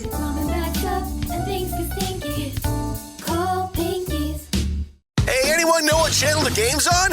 We know. Download the Sports on What app today and always know how to watch the game. Satellite, cable, or streaming. Sports on What knows the channel the game is on, and you can too. Subscribe today to start your 7-day free trial. Sports on What? We know. The Men's Room presents Profile This. Hey, Steven Hill, can you please tell everyone how Profile This is played? I sure can, Miles. It's a simple game where we share with you a real-life news story, something that happened right here on planet Earth. And as you listen to the story, based on the stereotypes you believe to be true of people and the decisions the people make, we'll ask you what it is you think makes the story a story. Hello, Jethro. Welcome to the Men's Room. Hola, bitches. Hola. All right, Jethro, you understand how this here game is played. Oh, yeah, I listen almost every day. Oh, hell yeah, and thank you. Long-time listener, second-time caller. Second-time caller. Well, welcome back to the show. Here are the three... Happy 20th. Oh, thank you, man. We appreciate that. Here are your three categories for today. We have the wonderful world of drugs. We have Animalize This, where you guess the animal responsible for causing the problem. And finally today, License to Spill, where you guess the substance that caused the mess. I want new drugs. A Florida man told police he does not remember breaking into a home, wearing only a shirt, because he was high on drugs. Police say residents inside a home in Winter Haven, Florida, were awakened shortly after 1:30 a.m. by a loud bang at the front door. When they went to investigate, police said the residents found 23-year-old Austin Smith in the living room, wearing only a shirt with no pants or shoes, much like the legendary Winnie the Pooh. Meanwhile, he was holding the victim's carpet cleaner in his hand. That's right, the carpet cleaner. According to police, the residents yelled at Smith, who immediately ran out of the home, dropping the carpet cleaner. Officers said they found Smith walking in the area about a block away. The reason they could identify him is because, again, he's just wearing a shirt. Now, they say Smith broke into the home by kicking down the door. Smith, however, told officers he didn't recall what he was doing because he was high, and the police believed him. But that didn't stop them from arresting him. Smith has been charged with burglary of an occupied dwelling. Believe it or not, nothing about the, indecent exposure. Maybe he was decent. Anyway, what drug was my man high on when he broke in and tried to steal that coveted carpet cleaner? Was it crack? Was it meth? Was it mushrooms, or was it Xanax? So crack, meth, mushrooms, or Xanax, why was he pantsless and stealing carpet cleaner? I don't need to be high to do that personally. Sober or not sober, right? Well, definitely not sober. So how old are the residents that he attacked? Was the he like residents, I don't know. It's Winter Haven, Florida, man. So, I mean, it's... Winter Haven. Everybody's over 65 there anyway. Right, so he breaks in, he's naked, and he steals He's not naked, Ted. He's wearing a shirt. That's right, he's Pooh Bearing it. He's Pooh Bearing it, kicks open the door, and the only thing he tried to steal was the carpet cleaner. But when the residents told him to leave, he did, but dropped the carpet cleaner and left it behind. Jethro, I'm going to go mushrooms. Mushrooms, huh? Okay. How about you, Ted? Tough one. But I feel like... Chicken tonight? I could. You know what? I'm going old school. I'll say crack. Crack. Okay, Jethro, what do you think? Well, I'm going to go off the norm. I'm going to go with Xanax. Just for Xanax. some weird reason. All right. Xanax. Not the standard drugs that guy was on, but something totally that I don't understand. So Okay. What drugs was Pooh Bear on? Crack, meth, mushrooms, or Xanax? We'll find out next. That was a tease. You are listening to The Men's Room. 99.9 KISW. We return to the men's room with Miles and Thrill. Categories drugs on profile this week in Florida, where a man on drugs told cops he does not remember kicking down a door and breaking into a home without pants on. He was high, tried to steal a carpet cleaner? Carpet cleaner, yeah. Good times. Question is, what drugs was this guy on? Crack, meth, mushrooms, or Xanax? And Jethro, that is the very question we posed to you. Let us start with Miles Montgomery, went with mushrooms. Still trying to throw my beloved shrooms under the bus. It was not mushrooms. D-Ted Smith. the season down there. D-Ted Smith, you went old school, went with old crack. Crack. Rocking it up. It was not crack. Jethro, that leaves you with Xanax. No, it was on meth. Old school meth. I'll be damned. The fact that he wasn't wearing pants but was not violent tells me that he was on meth. If he had no pants on and was violent, I would say PCP. Okay. Yeah. The people on PCP tend to get very hot and sweaty and want to disrobe, but then they want to fight. I've been known to Pooh Bear it. Just around the house. When you say but you still have known- socks and shoes on, I bet. Well, yeah. But Pooh didn't wear shoes, man. Yeah. Well, I'm not a bear. You know, that's a good point. Now, for all TV news all the time, it's time. TV time with Ted. And now, because your pathetic life is confined to countless hours in front of a talking box, the Men's Room presents TV Time with Ted. All right, your choices today. You got the Jimmy. Fallon and Kimmel. Stephen Colbert. Seth Meyers. Or Ted Smith. Is it Ted or is it late night? That's right, the title. These guys have teams and talents and writers help them come over to monologues each and every night. It is up to you to determine, is this an actual late night joke and from whom, or could it be a The Ted Smith original? The list of celebrities that are attending President-elect Trump's inauguration is long, with names like Billy Ray Cyrus, Conor McGregor, and Kid Rock.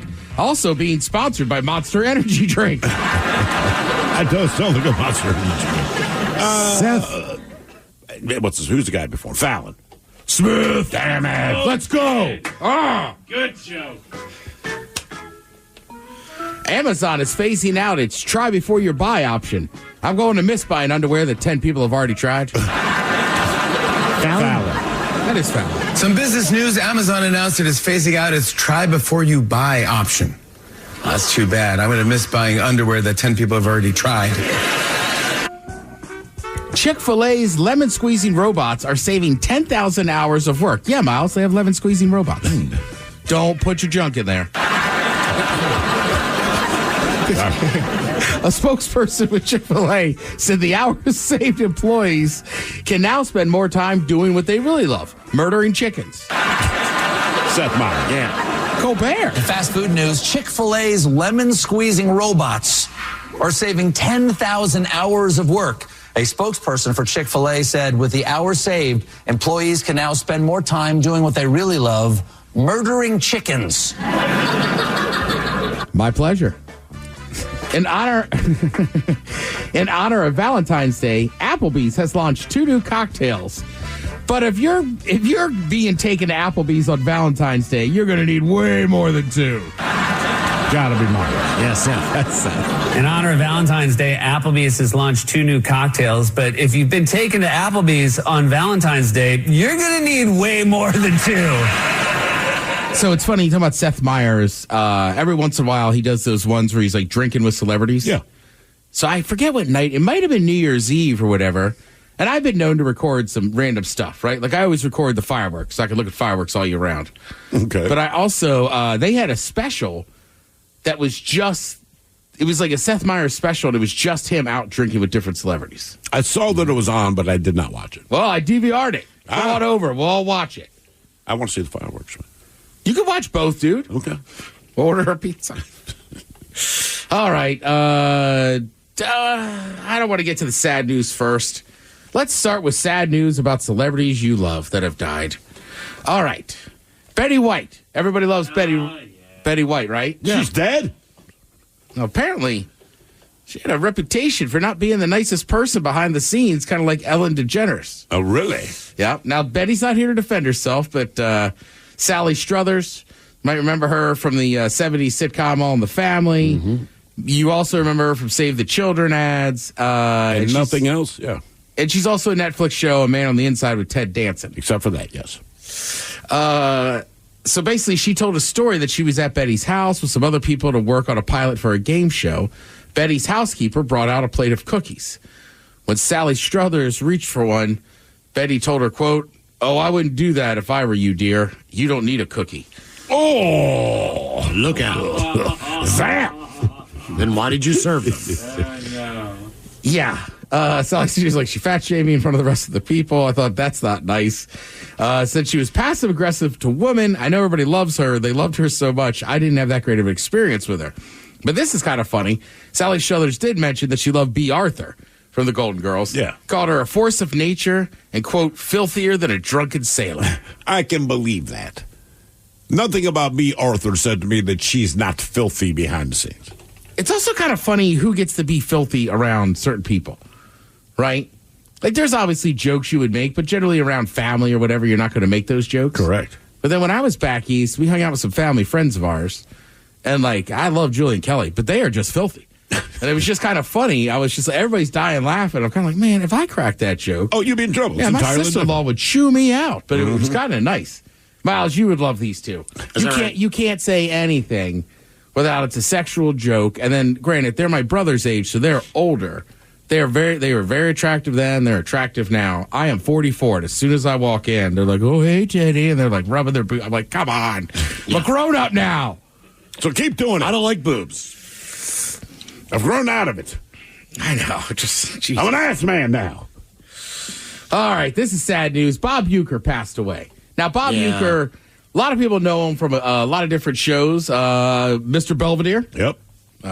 He also was pretty famous for being Harry Doyle in the Major League movies. He was also a real announcer for the Milwaukee Brewers forever. He actually was. And won a World Series. Mm-hmm. Yeah, I forget. He was a player, too. But we got here is just like a little smash cut of some of Harry Doyle's best lines from Major League. Top of the ninth, leading 10-7. Bases loaded, 2 down. And Rick Vaughn has come on to try and nail it down against Felipe Aguilar, a dangerous right-handed batter. Here's the pitch. Vaughn into the windup in his first offering. Just a bit outside. He tried the corner and missed. Ball 4. Ball 8. Low, and Vaughn has walked the bases loaded on 12 straight pitches. Boy, how can these guys lay off pitches that close? Hello again, everybody. Harry Doyle here, welcoming all you friends of the Feather to another season of Indians baseball. A lot of new faces in Chief Wahoo's tribe this year as they take on the defending American League champs, the New York Yankees. And hopefully we'll have some of the names that go with those faces before their first at-bat. Anyway, listen to the roar of the crowd as the Indians take the field. He just got the microphone out. There's nobody there. Yes, sir. They love this club here in Cleveland. Just a reminder, fans, about Die Hard Night coming up here at the stadium. Free admission to anyone who was actually alive the last time the Indians won a pennant. As Miles was saying, right, he played for the Brewers, and then he won a title with the St. Louis Cardinals in '64. He did get into Hall of Fame. As a broadcaster. As a broadcaster, yeah, the Ford C. Fink Award. Also, Bob Uecker is just one of those guys. Look, if you love baseball, you know him. But there's very few people that, like, everybody's, like, got a story, and it's like, Uecker was the man, Uecker did this. I mean, I want to say there's stories about him just, like, after games, like, stopping into, like, the bar in Milwaukee. Yep. And he was part of the original Taste Great Les Filling campaign. That's what I remember as a kid. Yep. He was all over that. And look, I've been to Milwaukee when the Brewers are playing a playoff game, right? So, like, you see the stadium, and then there's, like, this hill, and they've taken these old row homes, right? And they, like, just knock down walls. So it's like 3 giant sports bars. That's cool. It was awesome. I mean, just unreal time.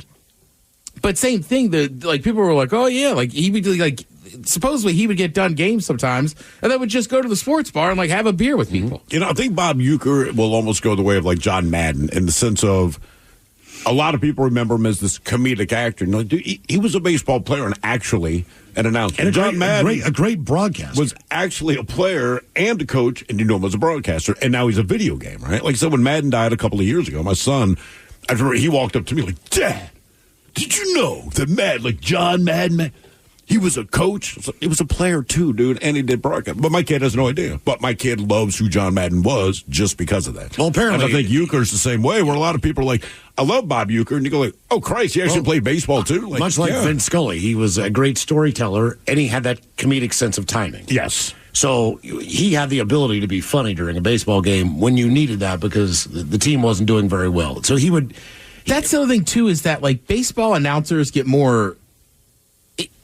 You know them more and they're more famous, I think, than other sports announcers, but mainly just because of the pace of the game. Now, over the years, right, with the pitch clock, we sped it up. Sure. But like Miles is saying, you're watching a bad team, or you're watching, and they're just giving up hits left and right. Those games would take 3.5, 4 hours. So a guy like Uecker cracking jokes, you're like, all right. Yeah, you watch the game to listen to these guys. And then cracking jokes. Ball outside. Counts 3 and 2. And then get back to what he's talking about. And then, keep the story going. And so my wife came home. All for it.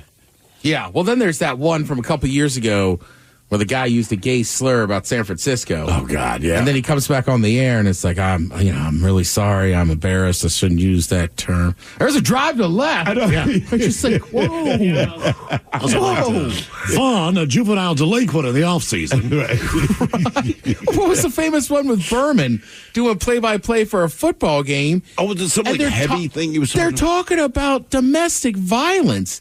And like, we wouldn't, that's awful. We wouldn't condone. It's a block punt. Jesus, man. Right. Finish that thought. And it's TV.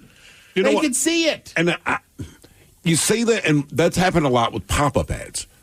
Right, so you'll click on a story that has a horrific headline. You're like, oh, my God, man. Like, 7 kids were shot at an orphanage, which was also lit on fire by a puppy that was beaten by a serial killer. And then, like, Toyota, right, just takes over the whole screen. Like, guys, you might want to be selective about what you dominate my screen with. Because, like, I know this is not the story you want me to connect to Toyota, but you took over my screen as I was reading this horrible thing, and now I connect Toyota to this thing. Oh yeah, we do. We have advertisers on our radio station that are also on local television. Yeah. Some on the the website. The story is awful, and then right when I start reading it about just tragic news, up pops. I know. You're fill in the like this is not. You did not want to be a part of this, and I get what they pay for. I understand, but do you know when your pop-up came up? The whole house got on fire. It was horrible. Alaska Airlines. Like, gee, try new Flamin' Hot Cheetos.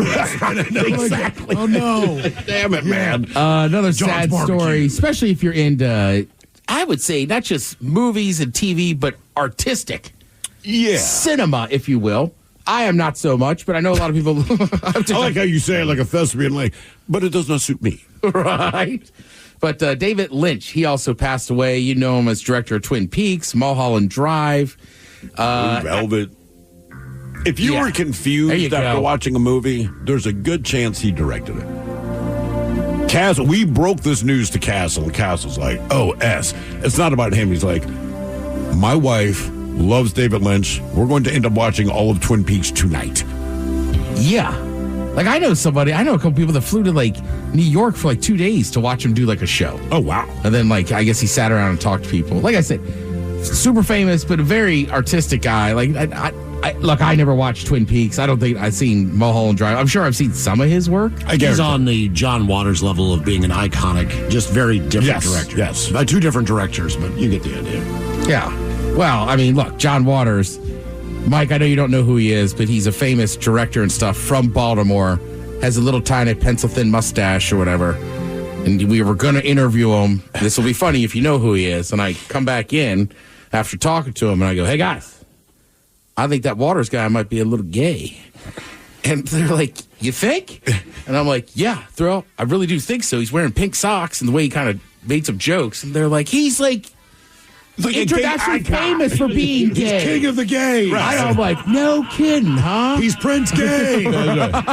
He's wearing pink socks. But you know me, right? I'm like 22, 23, like, fellas. Like, hey, guys. Yeah, right. And in retrospect, he knew that I didn't know. And I'm just like, because I was like, you want a glass of water? I would love one, Dad. Do you want it hot or cold? Whatever way you want to make it for me. I was like, okay, Mr. Waters.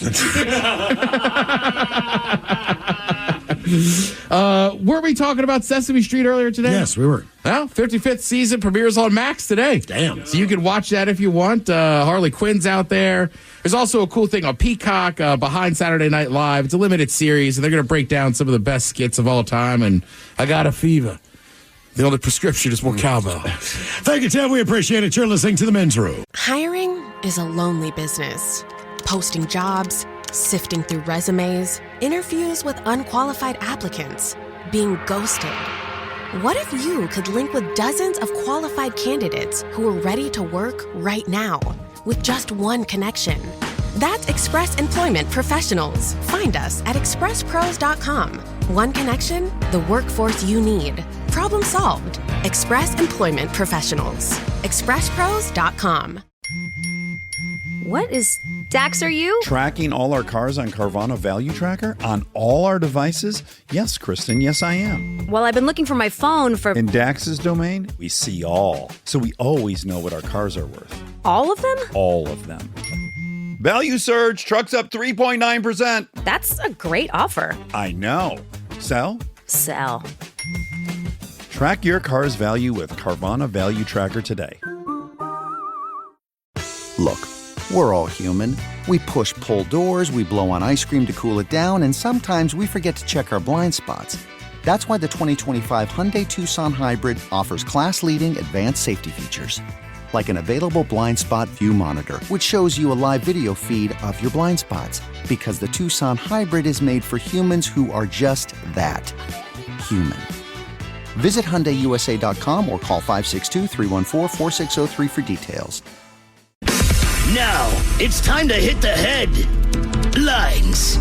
Here's Mike Hawk. All right, our top story. We go to the windy city of Chicago and possibly the largest airport I've set foot in, O'Hare International. A flight bound for Phoenix was just getting its wheels off the ground when it collided with an animal out on the runway.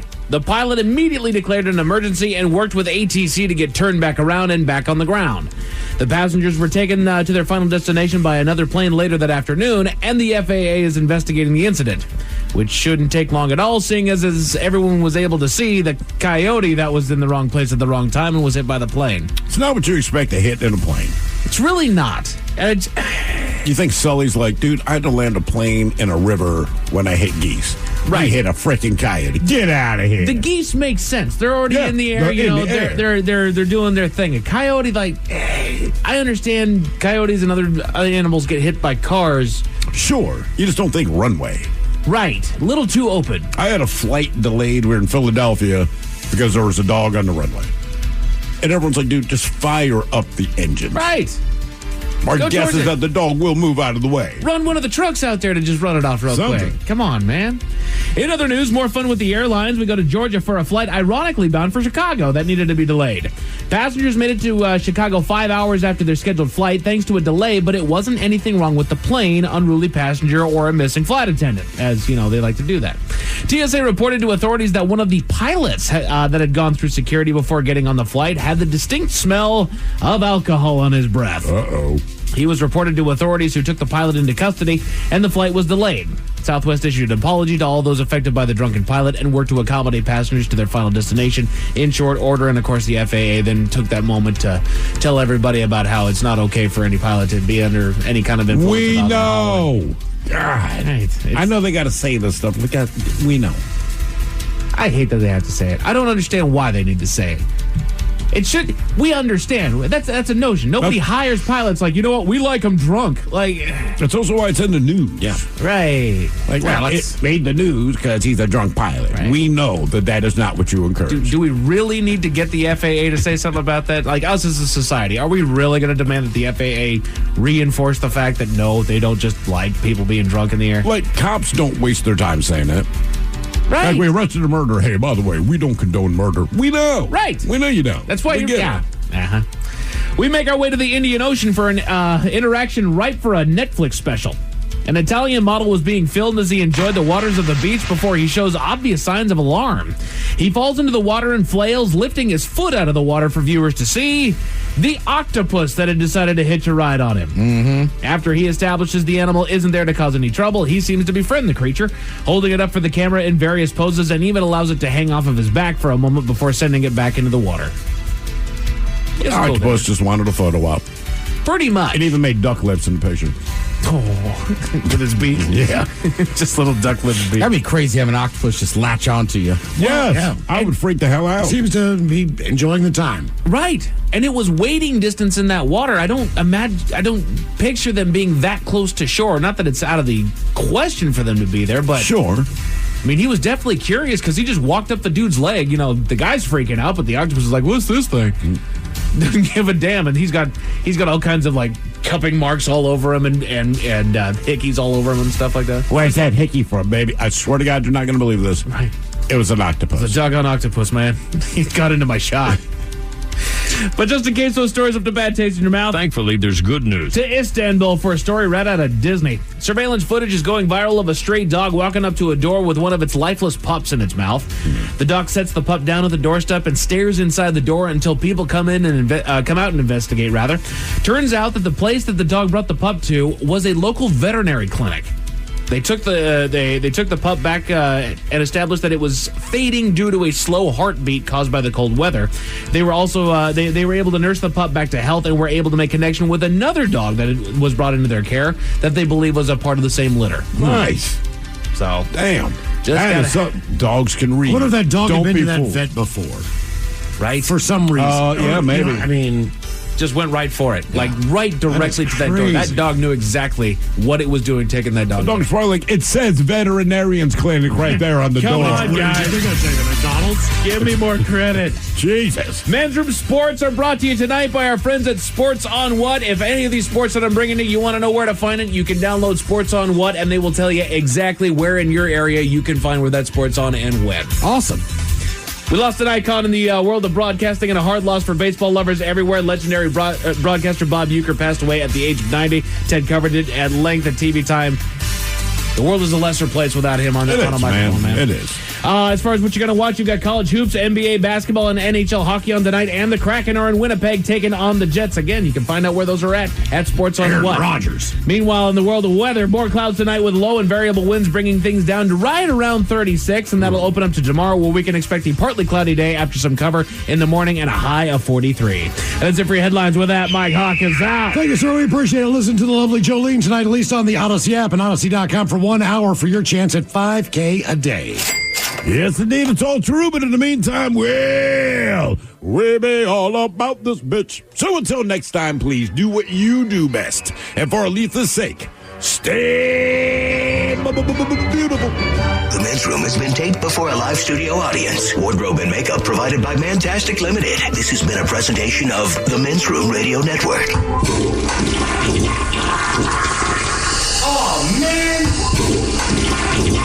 A Double Flush production. This podcast is brought to you by Kleenex Lotion Tissues.